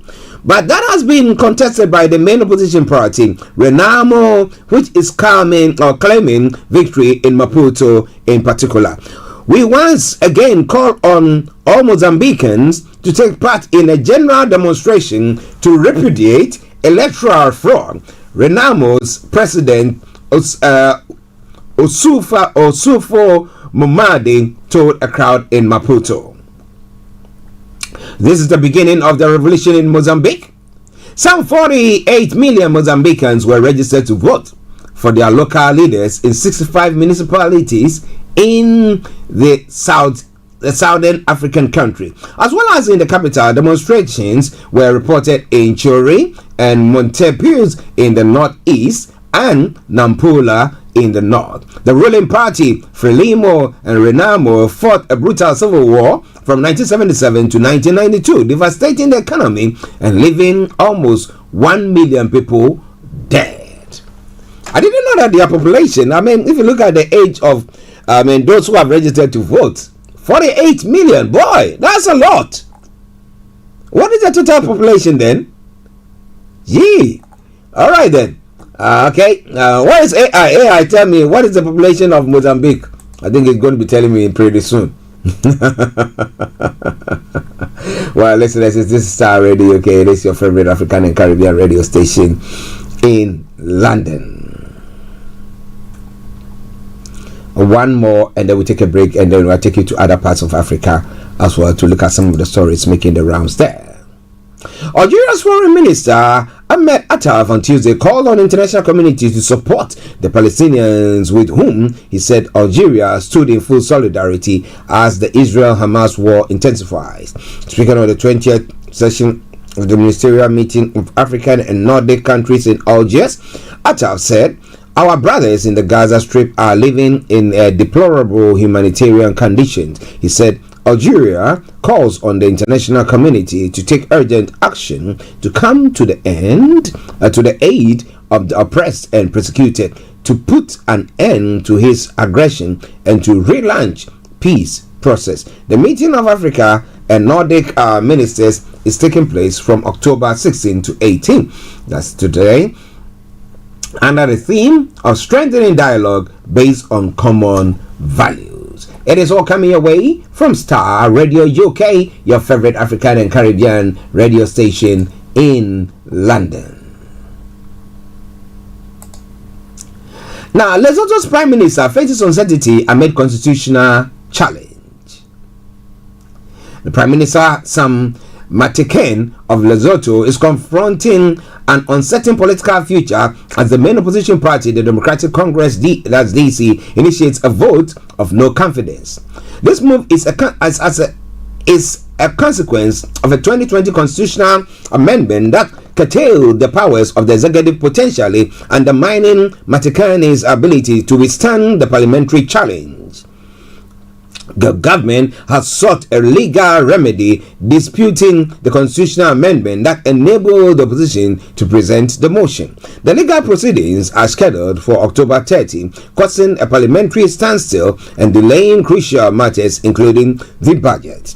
In a national address, Matekane voiced his concerns about the hurdles his government faces, accusing certain politicians of exploiting the law to hinder progress and sow discord. He affirmed his government's commitment to preserving peace, security, and Lesotho's dignity. This situation underscores the intricate relationship between law and politics in Lesotho, where constitutional changes can have significant ramifications for governance and leadership.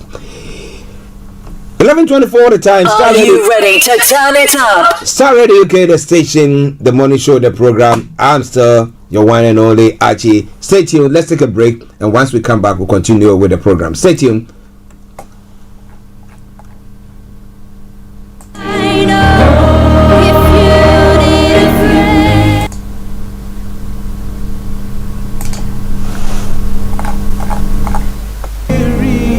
The family, friends, and loved ones of Apostle Maknyako and Mrs. Victoria Abena Bosumpima wishes to invite friends, loved ones, the Christian community to the celebration of life.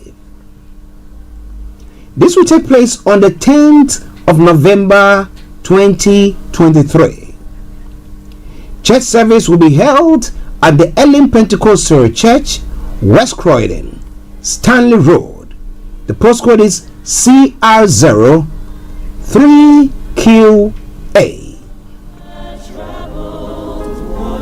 Interment will take place at the Croydon Cemetery, Mitcham Road, London.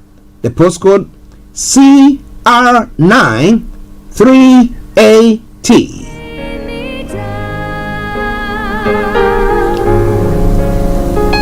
A reception will follow, and that is from 3 p.m.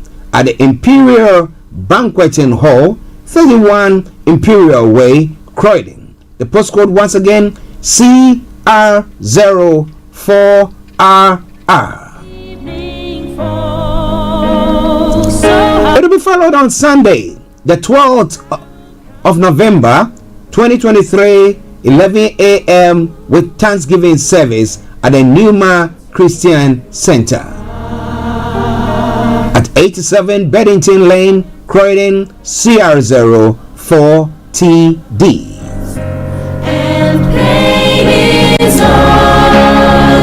The dress code for the funeral celebration is going to be black,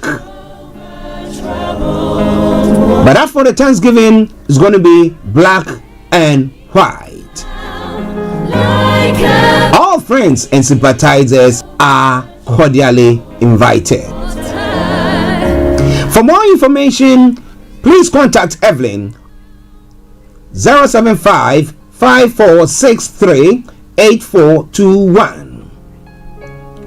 Kojo 073 7592 8737. Sheila 079 83 58 1818. Come and mourn with us as we celebrate the lives of the late Apostle Mark Nyako and Mrs. Victoria Abena Bosumpima. See you all there, and God bless you. See how they shine.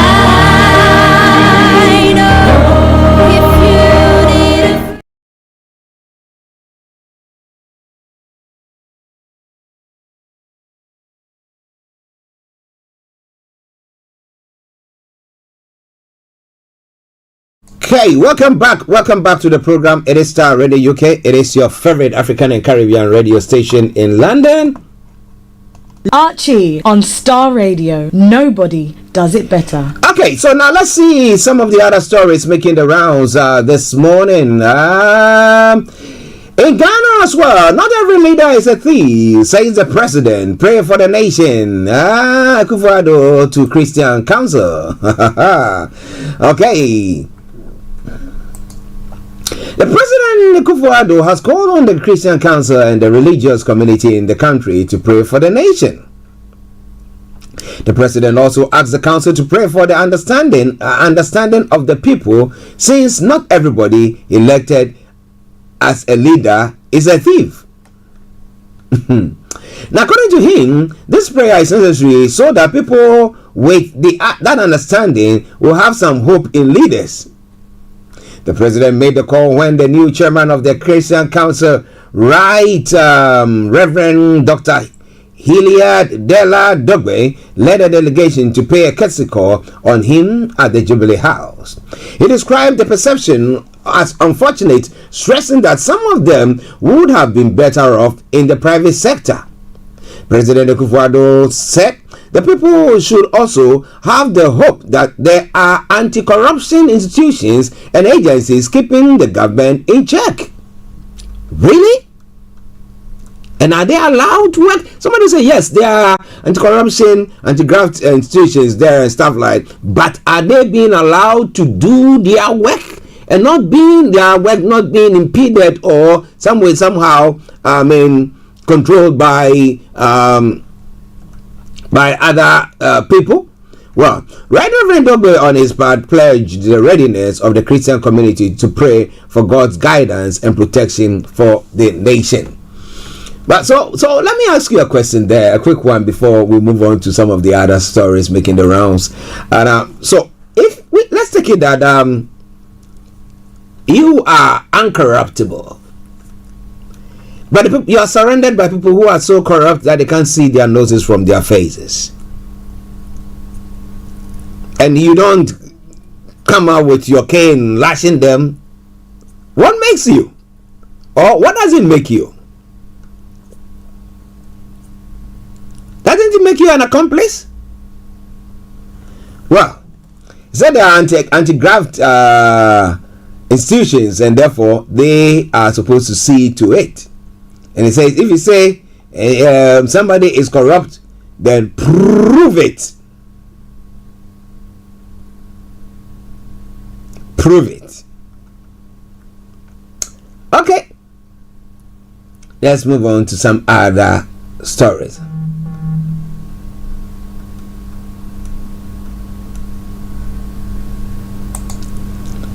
Now, should I call it a sad one from there as well?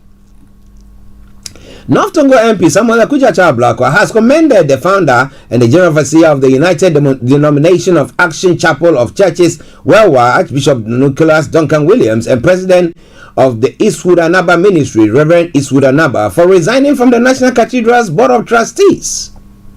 According to him, the two respected clergymen have covered themselves in glory with this resignation. The former Deputy Education Minister and ranking member of Parliament Foreign Affairs Committee in an interview said yesterday that he insisted that the resignation of the two men of God confirmed illegalities surrounding the project.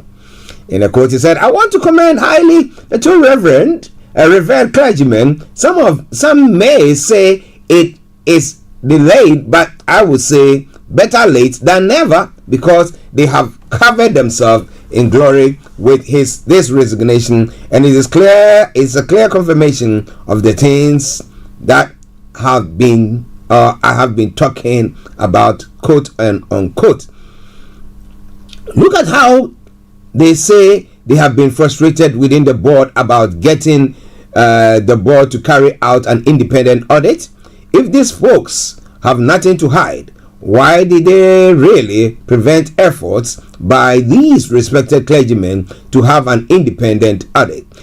We will have time in the coming days for an independent parliamentary inquiry on this matter. Our motion has gone through. The Speaker approved it and the House has voted on it, and we are just waiting for the MPP side to send their membership, who will have a full-blown inquiry. We will have a full-blown inquiry and delve into the matters. But what do you think about that? It's all coming your way from Starr Radio UK, your favorite African and Caribbean radio station in London. Now, Akujacha Blakwa on his presentations there as well talks about the president's statement pertaining to people not voting for him, and if he was looking at that, wouldn't have come to commensurate with them or sympathize with them in those challenging times.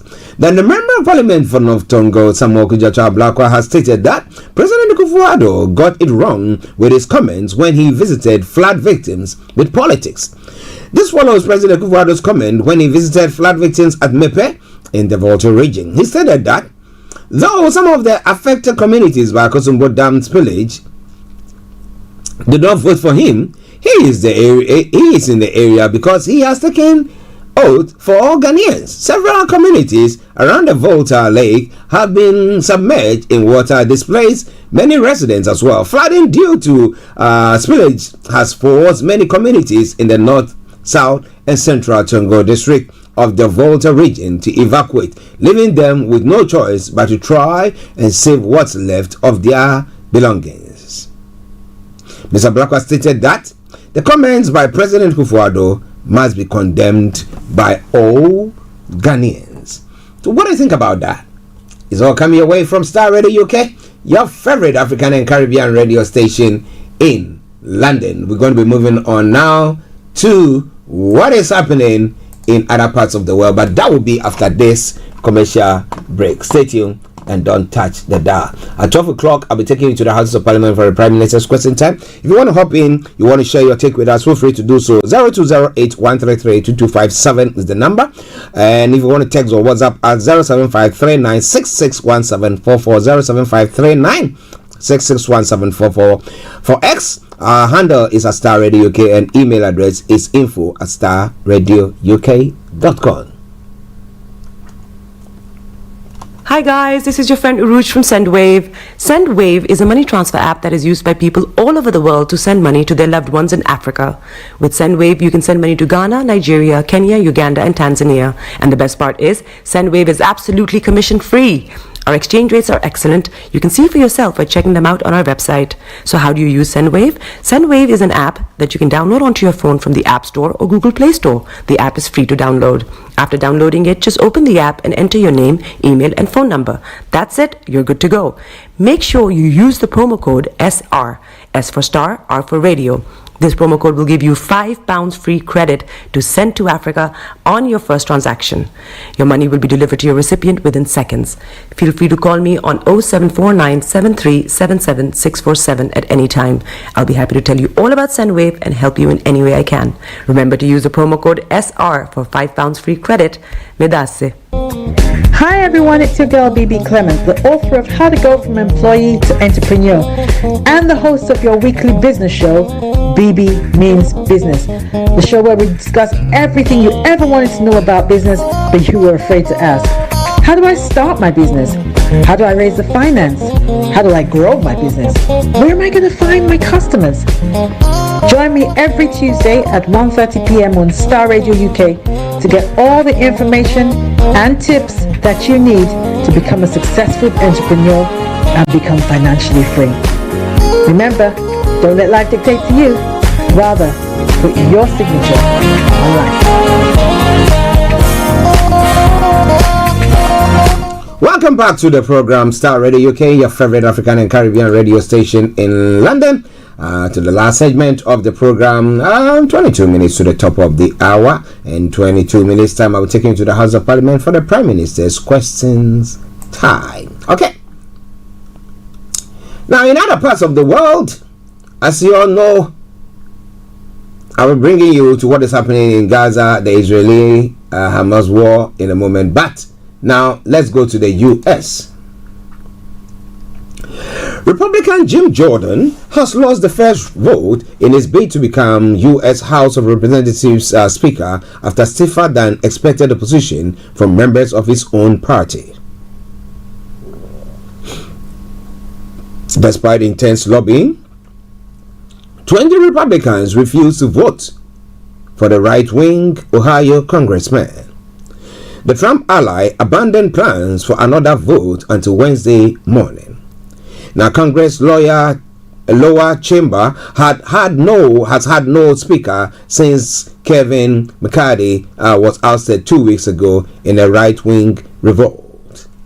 Without a leader, the House is unable to pass any bills or approve White House requests for emergency aid. That includes potential help for Israel amid its war with Hamas. Now, Mr. Jordan earned 200 votes in the first ballot on Tuesday, but he needs 217 to secure the Speaker's gavel. Now the Democratic nominee Democrat nominee Hakeem Jeffries of New York earned more votes, 212, than Mr. Jordan, but Democrats are the minority in the House, so it was not enough. Mr. Jordan vowed to keep working and expressed confidence he would ultimately emerge victorious. "We're making progress. I feel good about it," he told reporters. "We're gonna keep going." Well, so what is going to happen? Maybe they have to pray. You know, if we pray, maybe we'll have a sway from some of the Republicans voting for the Democrat candidate, and maybe he can win. He just needs 5. And this one is 17. But well, it's all coming your way from Starr Radio UK, your favorite African and Caribbean radio station in London. In other stories there as well, US-China chip war, NVIDIA hits as China cut off from more advanced chips.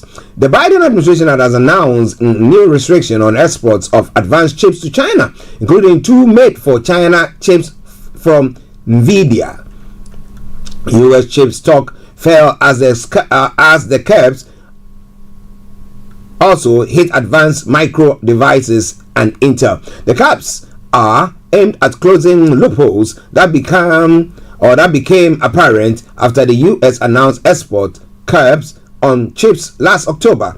They are all designed to prevent China's military from importing advanced semiconductors or equipment. And NVIDIA has said in a filing that the new export restriction will block sales of 2 high-end artificial intelligence chips it created for the Chinese market, A800 and H800. It is said that one of its gaming chips will also be blocked. Although the curbs also affect other chip makers, analysts believe NVIDIA will be hit the hardest because China's accounts for up to 25% of its revenues from data center chip sales.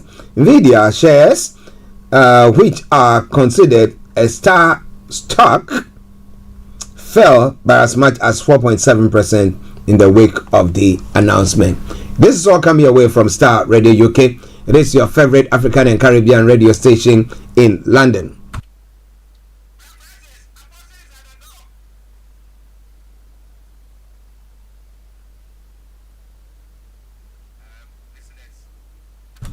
Listeners, just bear with me. Let's bear with me whilst I just sort this out quickly. Just bear with me.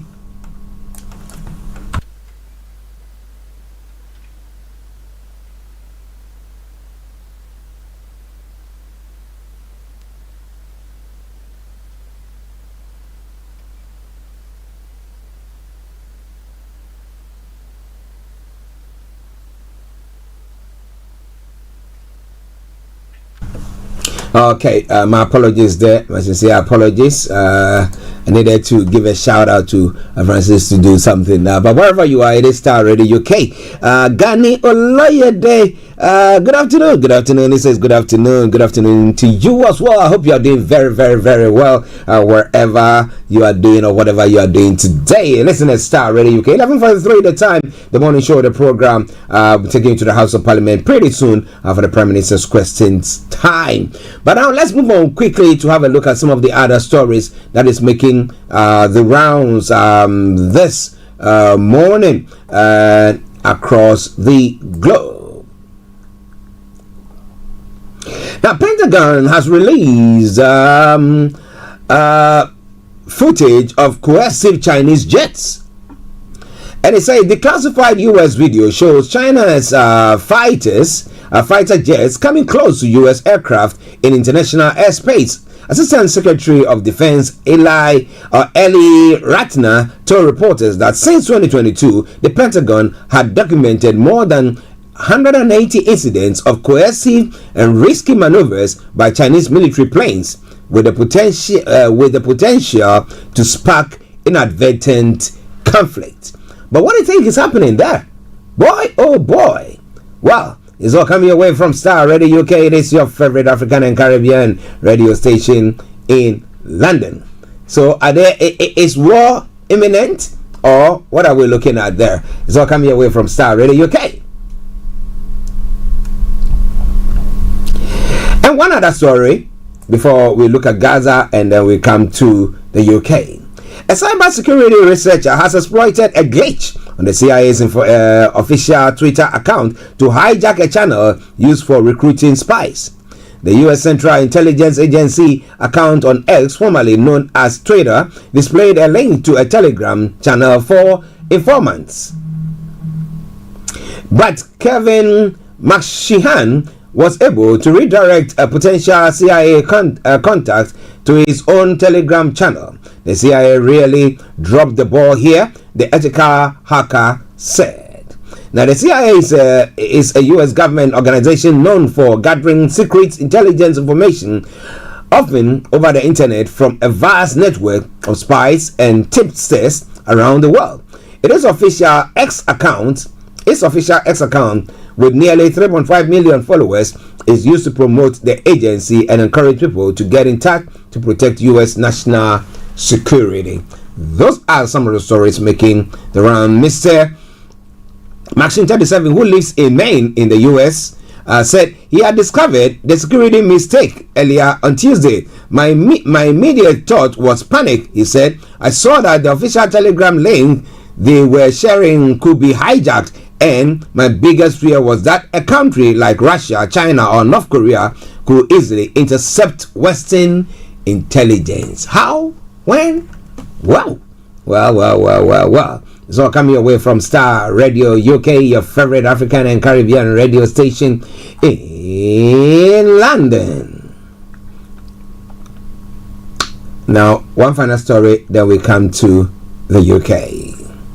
The U.S. President Joe Biden has arrived in Israel to meet Prime Minister Benjamin Netanyahu. He pledged U.S. support and says last night's hospital attack in Gaza appears to have been caused by the other team. Israel says the blast on Tuesday evening was caused by a rocket misfired by Palestinian militants. The IDF says the evidence shows a Palestinian Islamic Jihad rocket fired from a cemetery landed in a hospital car park. Hamas, Palestinian authorities and other countries blame Israel for the explosion, which Hamas says killed 500 people. Israel has carried out airstrikes on targets across Gaza since the Hamas attacks on the 7th of October. The IDF says at least 450 rockets fired from Gaza since then have landed on the Gazan territory. It is all coming away from Starr Radio UK. But the primacy of the Palestinian cause had been gradually fading among a number of Arab governments, although it was still stirring deep emotions among their citizens.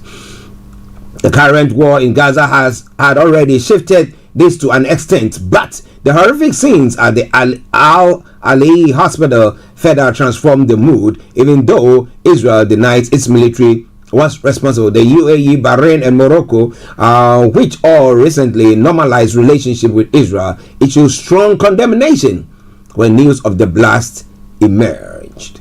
Now, President Abdel Fattah al-Sisi of Egypt, the first Arab country to make peace with Israel, described it as clear violation of international law. But Israel is saying we didn't perpetrate that. Now, Saudi Arabia, which has itself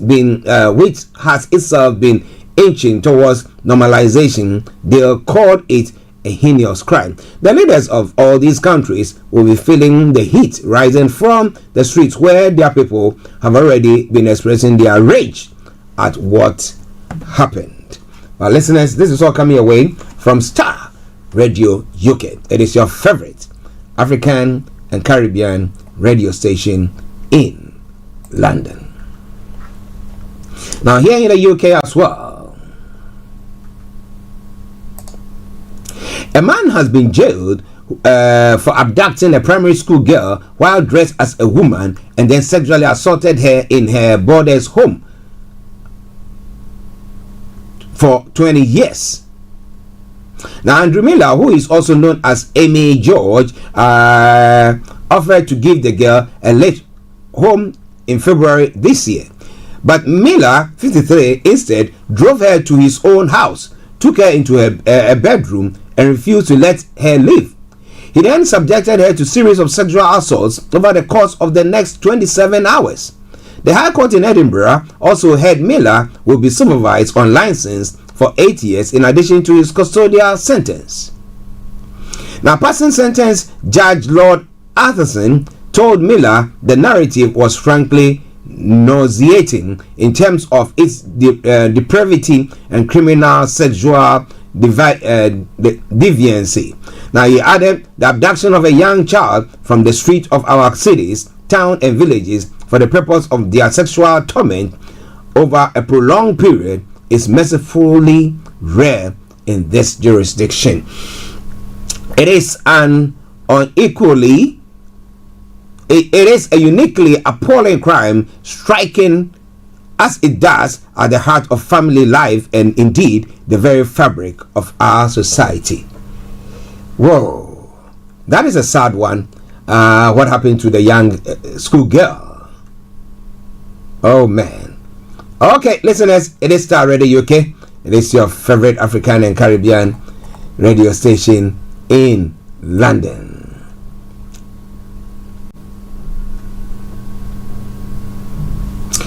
Well, some breaking news coming through as well. The climate campaigner Greta Thunberg is among 26 people who have been charged in London after oil protests. Okay?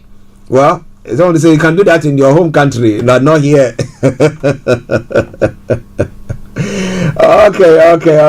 Okay. Let me bring you a couple of stories and then we'll bring the program to a close.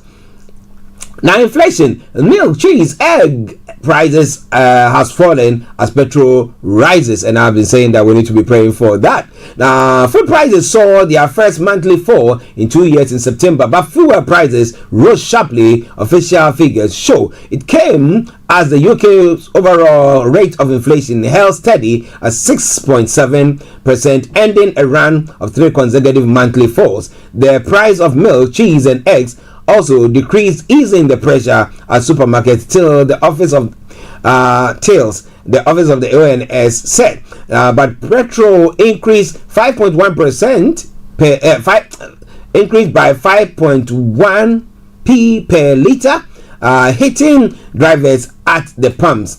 Analysts had expected the overall rate of inflation to fall slightly, and the ONS said there may be some disappointment about the unchanged figure. However, its chief economist Grant Fisner said if you look across Europe, many countries have seen either periods lately of no change or in some cases of actual increases in the headline rate before they started to resume their fall. So what do you think is going to happen there? We really hope that things come get to normality. Let me put it that way. But Starr Radio UK, one more story and then we bring the program to close. More than 20,000 people in the UK have now been approached covertly online by Chinese spies, the head of MI5 said. It comes amid a new warning to tens of thousands of British businesses of the risk of having their innovations stolen. Ken McCall was speaking at an unprecedented public appearance of the security chiefs of the Five Eyes alliances in California. The heads of the US, UK, Australian, Canadian, and New Zealand security agencies appeared together. They did so for the first time to warn of commercial secrets being obtained by China. Stanford University in California was chosen as the venue for their first public meeting because it lies in the heart of Silicon Valley. In both public statements and a closed session with entrepreneurs and investors, security chiefs warn that cutting-edge research is being stolen. We have seen a sustained campaign on a pretty epic scale, Mr. McCallum told the press there. But what do you think about all that? You want to know more? I'll be taking you to the Houses of Parliament where the Prime Minister is all ready and we'll be bringing you what you need to know when it comes to the Prime Minister's question time and what is happening in the Middle East and all. But enjoy this music whilst I get ready to take you to the Houses of Parliament. Stay tuned, don't you go away.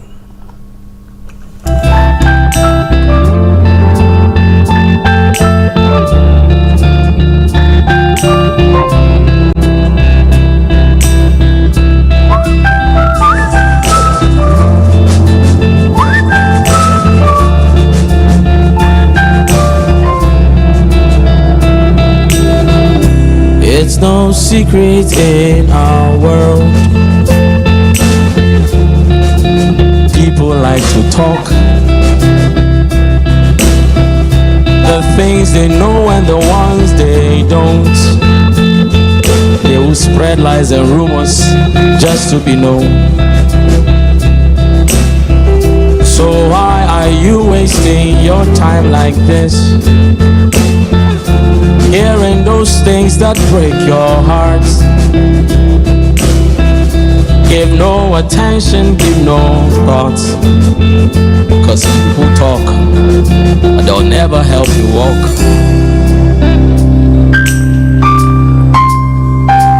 So whenever they speak, look up and you will see a broken pencil and a sheet. And tell them, say, I'm writing names of talkatives. Yeah. All of this noise you're making on me. Teacher will get you when he comes. I have a race. No time to waste. No time to waste. I'm writing names of talkatives. I'm writing names of talkatives. 1, 2, 3, 4, 5, 6, 7, 8, all of 9. this noise you're making on me. Teacher, let them when you come. Teacher will get you when he comes. I have a race. No time to waste. No time to waste.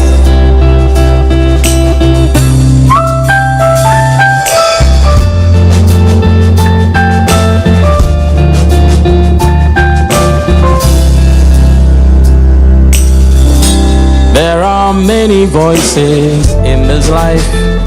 In your car, At work, at home, on your smartphone. This is Starr Radio. This is Starr Radio UK. So don't hear something and pick a knife. Cause most of these things are nothing but lies. Teacher said be careful how you hear. Cause there are talkatives here, they're everywhere. So silence the voices in your head and give no attention to your fears. I'm writing names of talkatives. All of this noise you're making on me. Teacher will get you when he comes. As for me, I have a race. no time to waste. No time to waste. I'm writing names of I'm talkatives. writing names of talkatives. 1, 2, 3, 4, 5, 6, 7, 8, All of 9, this noise 10, you're making 11, on me. 12, 13, 14, 15, 16, 17, 18, Teacher 19, will 20. get you when he comes. I have a race. No time to waste. Can we talk? Yeah. Can we talk? Call them, say, Talkatives. do you know any? Talkatives. Yeah.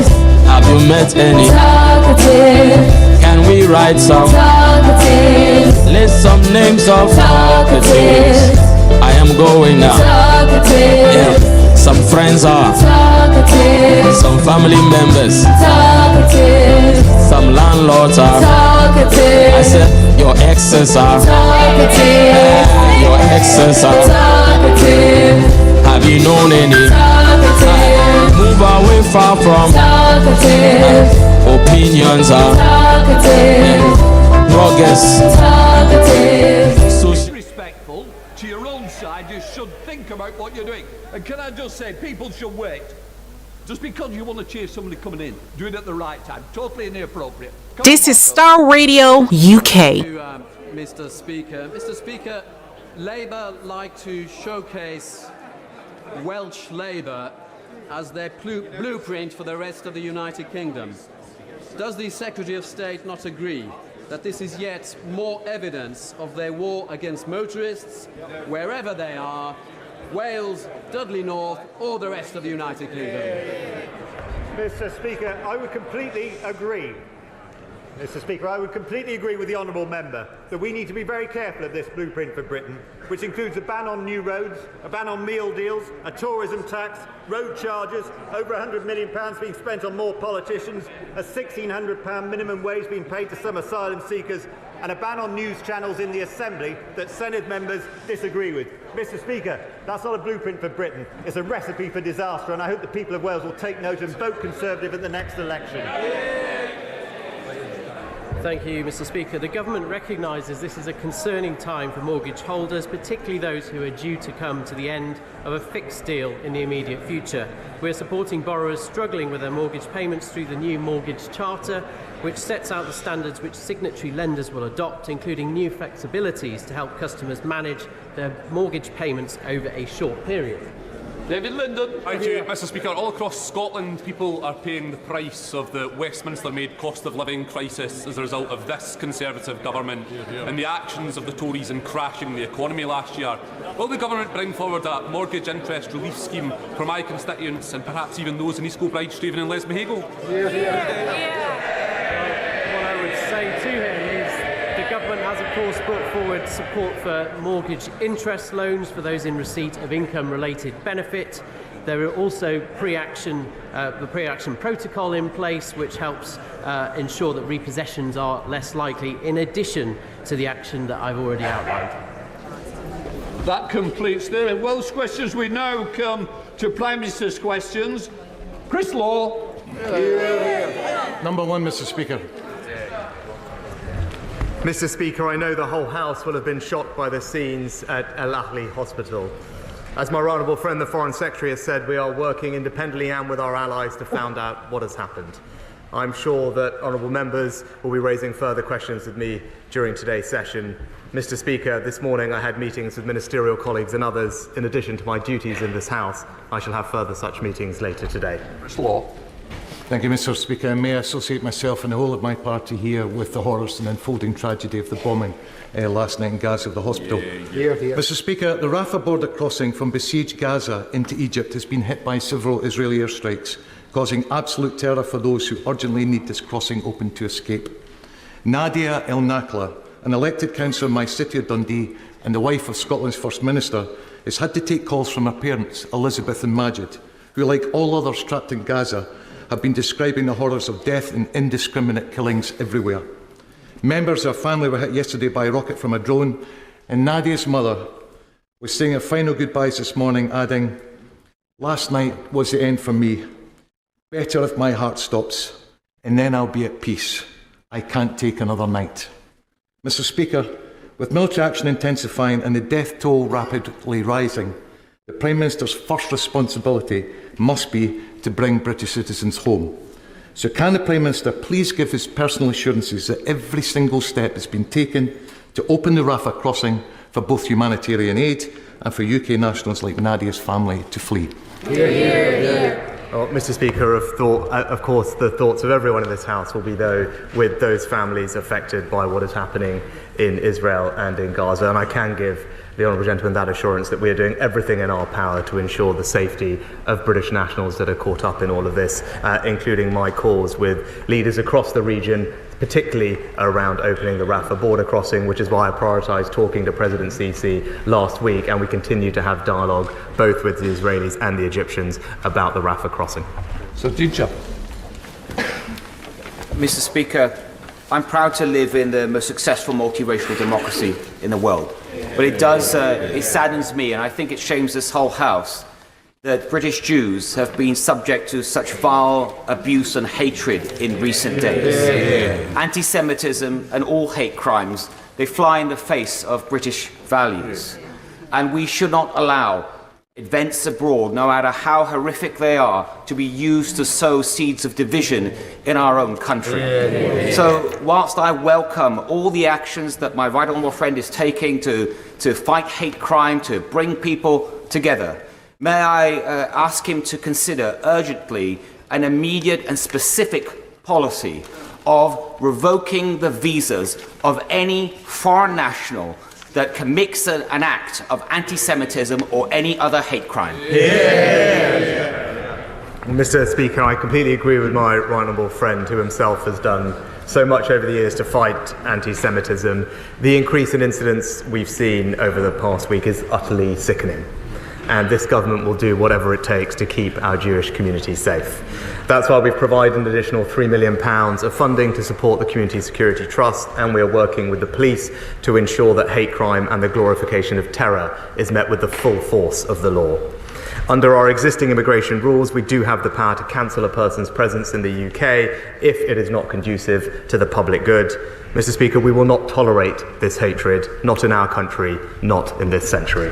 Leader of the Opposition, Keir Starmer. Thank you, Mr. Speaker. Can I start by warmly welcoming the new member for Rutherglen and Hamilton West? Mr. Speaker, the news last night of hundreds killed at the Baptist Hospital in Gaza is incredibly distressing. But it's much worse for the people of Gaza. Their fear that there's no place of safety is profound. International law must be upheld, and that means hospitals and civilian lives must be protected. Last night, the Foreign Secretary said the UK will work with our allies to find out what has happened. I know this only happened last night, but can the Prime Minister please tell us when he thinks he might be able to update the House on progress with that work? I know the whole House will have been shocked by the scenes at Al-Ali Hospital. Any loss of innocent life is a dreadful tragedy, and everyone will be thinking both of those who have lost their lives and the families that they leave behind. We should not rush to judgment before we have all the facts on this awful situation. Every member will know that the words we say here have an impact beyond this House. This morning I met with the National Security Advisor, but also the chair of the Joint Intelligence Committee. I can tell the honourable gentleman our intelligence services have been rapidly analysing the evidence to independently establish the facts. We are not in a position at this point to say more than that, but I can tell him we are working at pace, but also cooperating and collaborating with our allies on this issue as we look to get to the bottom of the situation, and we will also continue all our efforts to get humanitarian aid into the region. Yes, Tom. I thank the Prime Minister for his answer. The terrible news last night came as we are still mourning the terrorist attack on Israel last week. Jews taken hostage, mutilated, slaughtered. And yesterday I met the families of some of the British hostages held by Hamas. Every minute of every hour of every day, they hope for good news, but fear the worst. They know the lives of their loved ones are in the hands of murderers. It's unimaginable agony. Israel has a right, a duty, to defend itself from Hamas, keep its people safe, and bring hostages home. But isn't it clear that if Hamas had a single concern for human life, a single concern for the safety of the Palestinian people, then they would never have taken these hostages, and they should release them immediately? Well, Mr. Speaker, it is important consistently for us to remember that Israel has suffered a shockingly brutal terrorist attack, and it is Hamas and Hamas alone that is responsible for this conflict. Our thoughts are rightly with those who have been taken hostage and their families. The distress they are feeling will be unimaginable for all those affected. I will be meeting with some of the families and offering them all the support of the British government to get their relatives home. We are working around the clock with our partners and allies to secure their freedom. And importantly, in amongst my other regional calls, I spoke specifically with the Emir of Qatar yesterday on this very issue, which we discussed at length. The Qatari government is taking a lead and working intensely to help release hostages using their contacts in the region, and we are working very closely with them to ensure the safe return of the British hostages. Keir Starr. Thank you, Mr. Speaker. Yesterday, I also met charities with staff working in Gaza and heard their accounts of the harrowing humanitarian crisis. Children fleeing their homes, hospitals barely able to function. The lights are going out, and the innocent civilians of Gaza are terrified that they will die in the darkness, out of sight. International law must always be followed. Hamas are not the Palestinian people, and the Palestinian people are not Hamas. Does he agree that medicines, food, fuel and water must get into Gaza immediately? This is an urgent situation, and innocent Palestinians need to know that the world is not just simply watching, but acting to prevent a humanitarian catastrophe. Mr. Speaker, as I said on Monday, an acute humanitarian crisis is unfolding to which we must respond. It is right that we support the Palestinian people because they are victims of Hamas too. And that is why we have provided a further £10 million in humanitarian aid for people in the region. And we are working through preemptively moving aid and relief teams to Egypt, specifically to the El Arish airfield. We are working with local partners like the Egyptian Red Crescent and the United Nations primarily, and deploying Navy assets to the region, as well as exploring how we can support logistical requirements. And I've also raised this issue of humanitarian access in all of my conversations as a priority with every leader in the region, and we will continue working with them to get aid to where it is needed as quickly as possible. Thank you, Mr. Speaker. As has already been alluded to, since Hamas's terrorist attack, our country has seen a disgusting rise in anti-Semitism. Jewish businesses attacked, Jewish schools marked with red paint, and Jewish families hiding who they are. And we've seen an appalling surge in Islamophobia, racist graffiti, mosques forced to ramp up security, British Muslims and Palestinians spoken to as if they were terrorists. Does he agree with me that every member of this House has a duty to work in their constituency and across the country to say no to this hate, and to ensure every British Jew and every British Muslim knows that they can live their life free from fear and free from discrimination here in their own country? Mr. Speaker, all of us in this House can play our part in stamping out those who seek to cause division and hate in our society. We will make sure that we continue funding, as I said, the Community Security Trust, but also the equivalent protective security grant to protect mosques and other places of worship for the Islamic community in the UK. That funding was increased earlier this year. We will also remain in dialogue with the police to make sure that they are aware of the full tools at their disposal to arrest those who perpetrate hate crimes, incite racial or other religious violence. There is no place for that in our society, and I know this House will stand united in making sure that those who do this face the full force of the law. Thank you, Mr. Speaker. We do not want this conflict to harm us here at home, and we do not want it to escalate in the Middle East, where there has been too much bloodshed, too much darkness for too long. A two-state solution, a Palestinian state alongside a safe and secure Israel, feels more distant than ever, but it remains the only way through. Does the Prime Minister agree that because hope is at its thinnest, we must work our hardest to ensure the voices of division and despair are sidelined, and that, however difficult it seems, the hope of a political path to peace is maintained? Mr. Speaker, it is precisely because it is that vision of a more hopeful, peaceful future that Hamas tried to destroy that we must redouble our efforts to try and bring that future about. And all our conversations that both myself and the Foreign Secretary have had with regional leaders, we've emphasised our commitment to making sure that we make progress on all the avenues that will lead towards that peaceful future, and that has been a feature of both mine and the Foreign Secretary's dialogue, and I'm confident that there is willingness in the region not to escalate this crisis beyond dealing with Hamas, the terrorist organisation, but also to strive very hard to a future where Palestinians and Israelis can coexist peacefully side by side and look forward to a future filled with dignity, security and prosperity. This is a crisis where lives hang in the balance, and where the enemies of peace and democracy would like nothing more than for us to become divided and to abandon our values.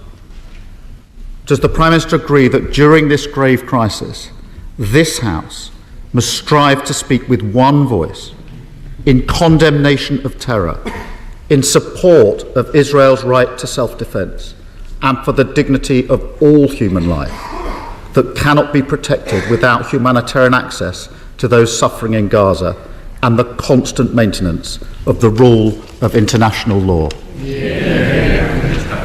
Mr. Speaker, I agree. We will in this House speak with one voice in condemning Hamas for perpetrating a shockingly brutal terrorist attack and causing untold suffering on many. And as the Honourable Gentleman said, we stand united in supporting Israel's right to defend itself, to protect its people, and to act against terrorism. Unlike Hamas, the Israeli president has made it very clear that their armed forces will operate in accordance with international law, and we will continue to urge the Israelis to take every precaution to avoid harming civilians, whilst remembering, importantly in this House, that it is Hamas that is cruelly embedding itself in civilian populations. Andy Carter. Very much, Mr. Speaker, and can I associate myself with the words of the Prime Minister, and can I commend the Prime Minister and the Foreign Secretary for the work they're doing to find a peaceful settlement in the Middle East. Mr. Speaker, can I welcome the Prime Minister's decision to provide £12 billion worth of funding for east-west high-speed rail lines between Manchester and Liverpool, and his focus on great northern towns as well as cities in the north? Will the Prime Minister ensure that towns like Warrington benefit fully from this rail upgrade, and that a hub station at Warrington Bank Quay, linking Northern Powerhouse Rail to the West Coast Main Line, remains a key part of the Network North? Well, can I thank my honourable friend for his continued campaign to improve rail services in Warrington, and he's right. We will be investing £12 billion to better connect Manchester and Liverpool. This would allow for the delivery of Northern Powerhouse Rail exactly as previously planned, including high-speed lines, which would provide better rail connections for the people living in northern towns like Warrington. And I know that he'll be discussing this further when he meets with the Rail Minister. MP Leader Stephen Flynn. Thank you, Mr. Speaker. We all continue to unequivocally condemn the abhorrent terrorist attack on the Jewish people and the Israeli state. We fully support the defeat of Hamas and, of course, the safe return of all hostages who have been taken. So too, I hope, do we all share the same common humanity of protecting civilians and condemning any acts of collective punishment against the Palestinian people. In that regard, many of the images emanating from Gaza in recent days will shock us all to the core. So can I ask the Prime Minister, will he join with us on these benches and call for an immediate ceasefire in the region? Mr. Speaker, we believe that Israel does have a right to defend itself, to protect its people, and to act against terrorism and ensure that the awful attack that we've seen from Hamas cannot happen again. And unlike Hamas, the Israelis, including the President, have made it clear that their armed forces will operate in accordance with international law, and we will continue to urge the Israelis to take every precaution to avoid harming civilians. Stephen Flynn. Mr. Speaker, my ask for a ceasefire is done with all sincerity to protect civilians, but also to ensure that we have the safe creation of humanitarian corridors. Humanitarian corridors which will allow for food, for water and for vital medicines to get into Gaza, but also for innocent civilians caught up in this terrible conflict to flee. In respect of those who wish to flee, can I ask the Prime Minister what early consideration, if any, his government has given to the creation of a refugee resettlement scheme akin to that previously put in place for Syrian nationals, Afghani nationals, and of course, Ukrainian nationals?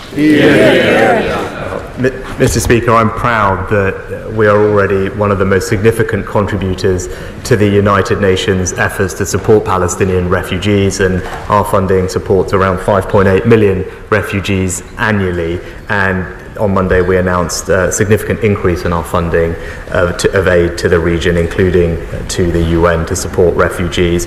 With regard to humanitarian aid, as I said before, we are already working through preemptively moving aid and relief teams into the region, but critically the most important thing is to open up access for that aid to get into Gaza, which is why our conversations with the Egyptians and others are so critical. We continue to work closely with allies to find every way to get that aid to the people who need it as quickly as possible. Stephen Crabb. Thank you, Mr. Speaker.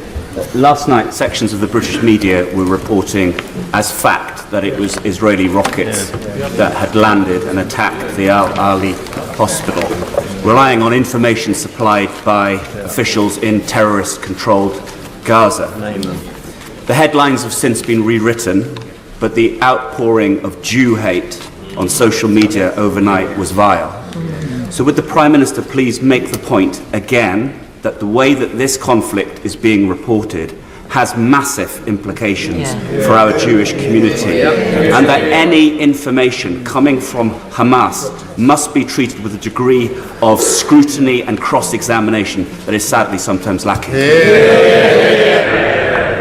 Can I commend my right honourable friend for his excellent intervention?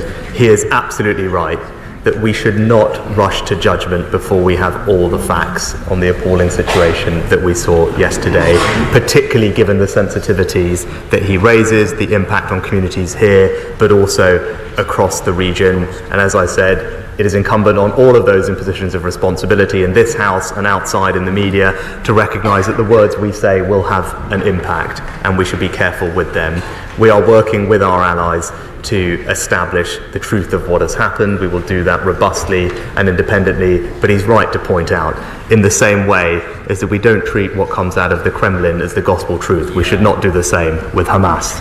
Sir Geoffrey Donaldson. Thank you, Mr. Speaker. Can I associate my party with the comments in relation to the deplorable loss of human life, of innocent life in both Israel and in Gaza? Mr. Speaker, having left the European Union, building links and cooperation across the four nations of our United Kingdom can only strengthen the Union.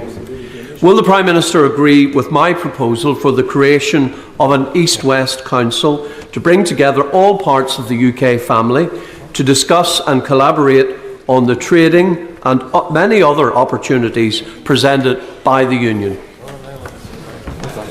Can I say, I think the right honourable gentleman made a powerful case in his conference speech last weekend for a strong, functioning Northern Ireland within our union. My right honourable friend, the Secretary of State, has had the opportunity to discuss our shared commitment to the union with his party over recent weeks and months, and I'm grateful for the constructive approach and tone taken in those discussions. I think there is considerable merit in the idea of a new East-West Council to further strengthen the union, and I look forward to exploring the issue with him and his colleagues further. Martin Vickers. Thank you, Mr. Speaker. Following my right honourable friend's decision to reallocate funding from HS2, can I urge him to consider a number of projects that will boost the economy and improve the quality of life for my constituents and for Northern Lincolnshire? In order to improve access to the free ports of the Humber, we need dualling of the A15 between Lincoln and the A180. And it is the A180 in particular that causes no end of problems for residents in nearby villages because of the concrete surface. Can I urge him to deal with resurfacing? And finally, Mr. Speaker... Finally, I'd say I think the AA Atlas has been run out. Prime Minister. My honourable friend has been a long-standing champion for Cleethorpes, and in particular the importance of strong regional transport connections.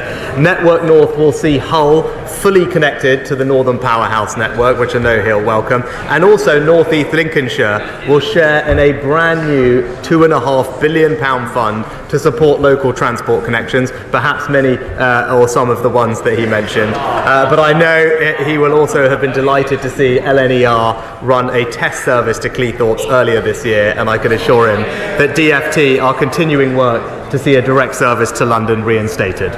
Janet Davey. Thank you, Mr. Speaker. Mr. Speaker, members from the party opposite have said the way to fix the economic crisis that they have caused is to cut state spending by 200 billion and to freeze NHS budget. When will the Prime Minister stand up to the extremists in his party and condemn these ideas? Well, Mr. Speaker, weeks after becoming Prime Minister, we announced a significant increase of almost £14 billion for the NHS and social care. We followed that up with the first long-term workforce plan in the NHS's history to ensure that we train the doctors and nurses we need for the future. That demonstrates our commitment to the NHS, and we also, I'm pleased to say, reached a settlement with over 1 million NHS workers, including our nurses, for a full, a fair and affordable pay rise. So Desmond Swing.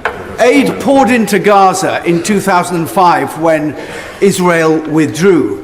Enlightened governance could have made a success of it. It is Hamas that has turned it into hell, hasn't it? Well, Mr. Speaker, I know this is a subject on which my right honourable friend speaks with authority, and I thank him for his previous work in the area. What I can say to him is, with regard to our aid funding, as the Foreign Secretary will outline later, we have very stringent governance in place to make sure that it's spent on the humanitarian needs which we want to address. But also, I agree with him, there is one person and one person alone that is responsible for the atrocities that we're seeing, and that is Hamas. Richard Ford. Thank you, Mr. Speaker, and on behalf of the Liberal Democrats, may I associate myself and my party with all those comments that have talked about the protection of innocent civilians today, wherever they may be. A whole wing of Seton Hospital in Devon is earmarked for demolition under this government. The proposal to demolish this wing is an insult to the communities who raised millions of pounds to help fund the upkeep of services at that hospital. The space was given to NHS Property Services, but thanks to the charging policy introduced by the Conservatives, that company is demanding £300,000 in rent. Will the PM let the NHS Property Services hand over the space to health charities and community interest groups so that we can stop a wrecking ball going through Seton Hospital? Well, Mr. Speaker, as the Honourable Gentleman knows, decisions about hospital infrastructure are a matter for the NHS. I'm told that Devon Integrated Care Board are working together with NHS Property Services and local community healthcare providers to establish a future sustainable use for the currently vacant space. And may I also, Mr. Speaker, take the opportunity to commend the work that my honourable friend, the member for East Devon, is doing on this topic too. Mark Eastwell. Mr. Speaker, I would like to thank the Prime Minister on his commitment to improve transport links in the north.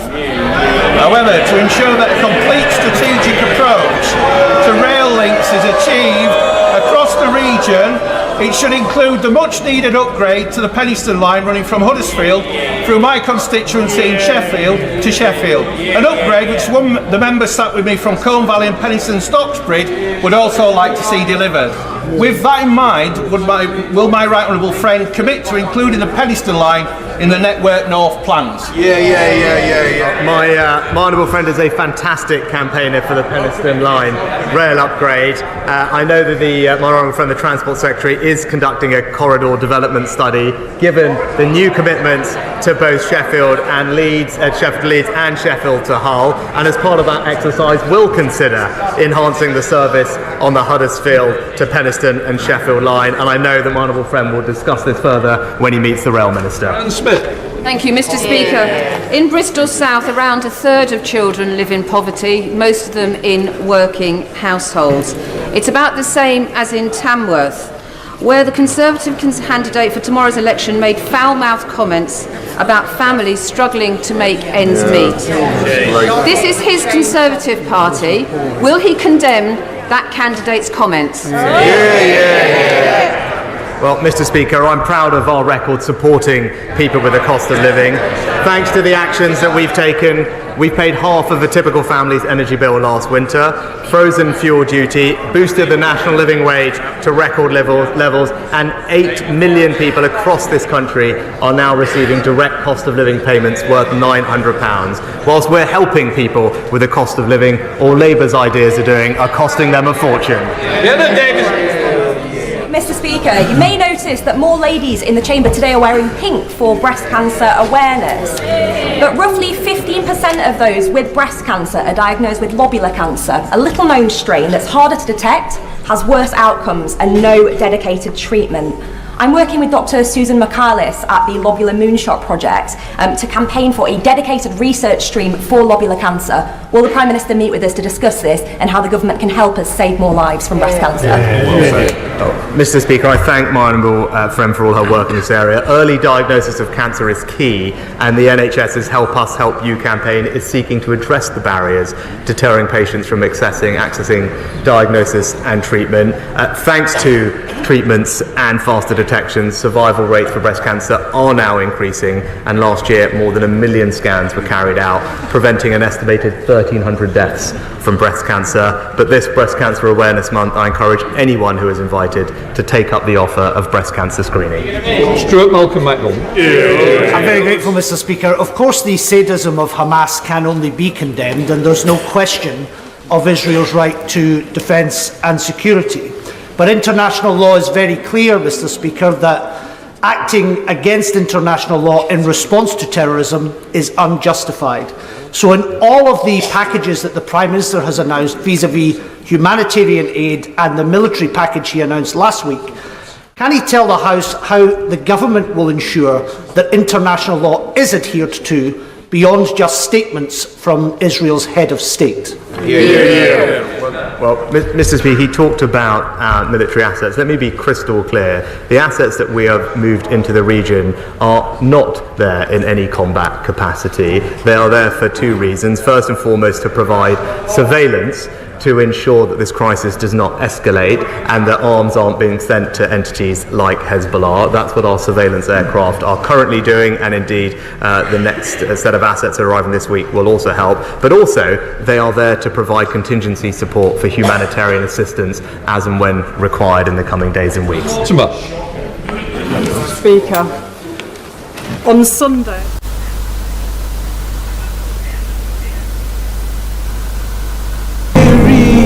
The family, friends, and loved ones of Apostle Maknyakon and Mrs. Victoria Abina Bosumpima wishes to invite friends, loved ones, the Christian community to the celebration of life. This will take place on the 10th of November 2023. Church service will be held at the Elim Pentecostal Church, West Croydon, Stanley Road. The postcode is CR0 3QA. Interment will take place at the Croydon Cemetery, Mitcham Road, London. The postcode CR9 3AT.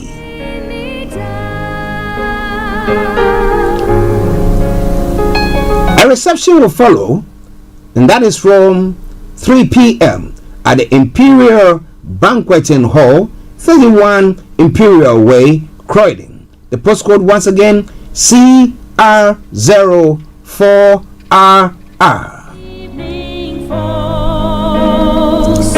It will be followed on Sunday, the 12th of November 2023, 11 a.m. with Thanksgiving service at the Numa Christian Center at 87 Beddington Lane, Croydon, CR04TD.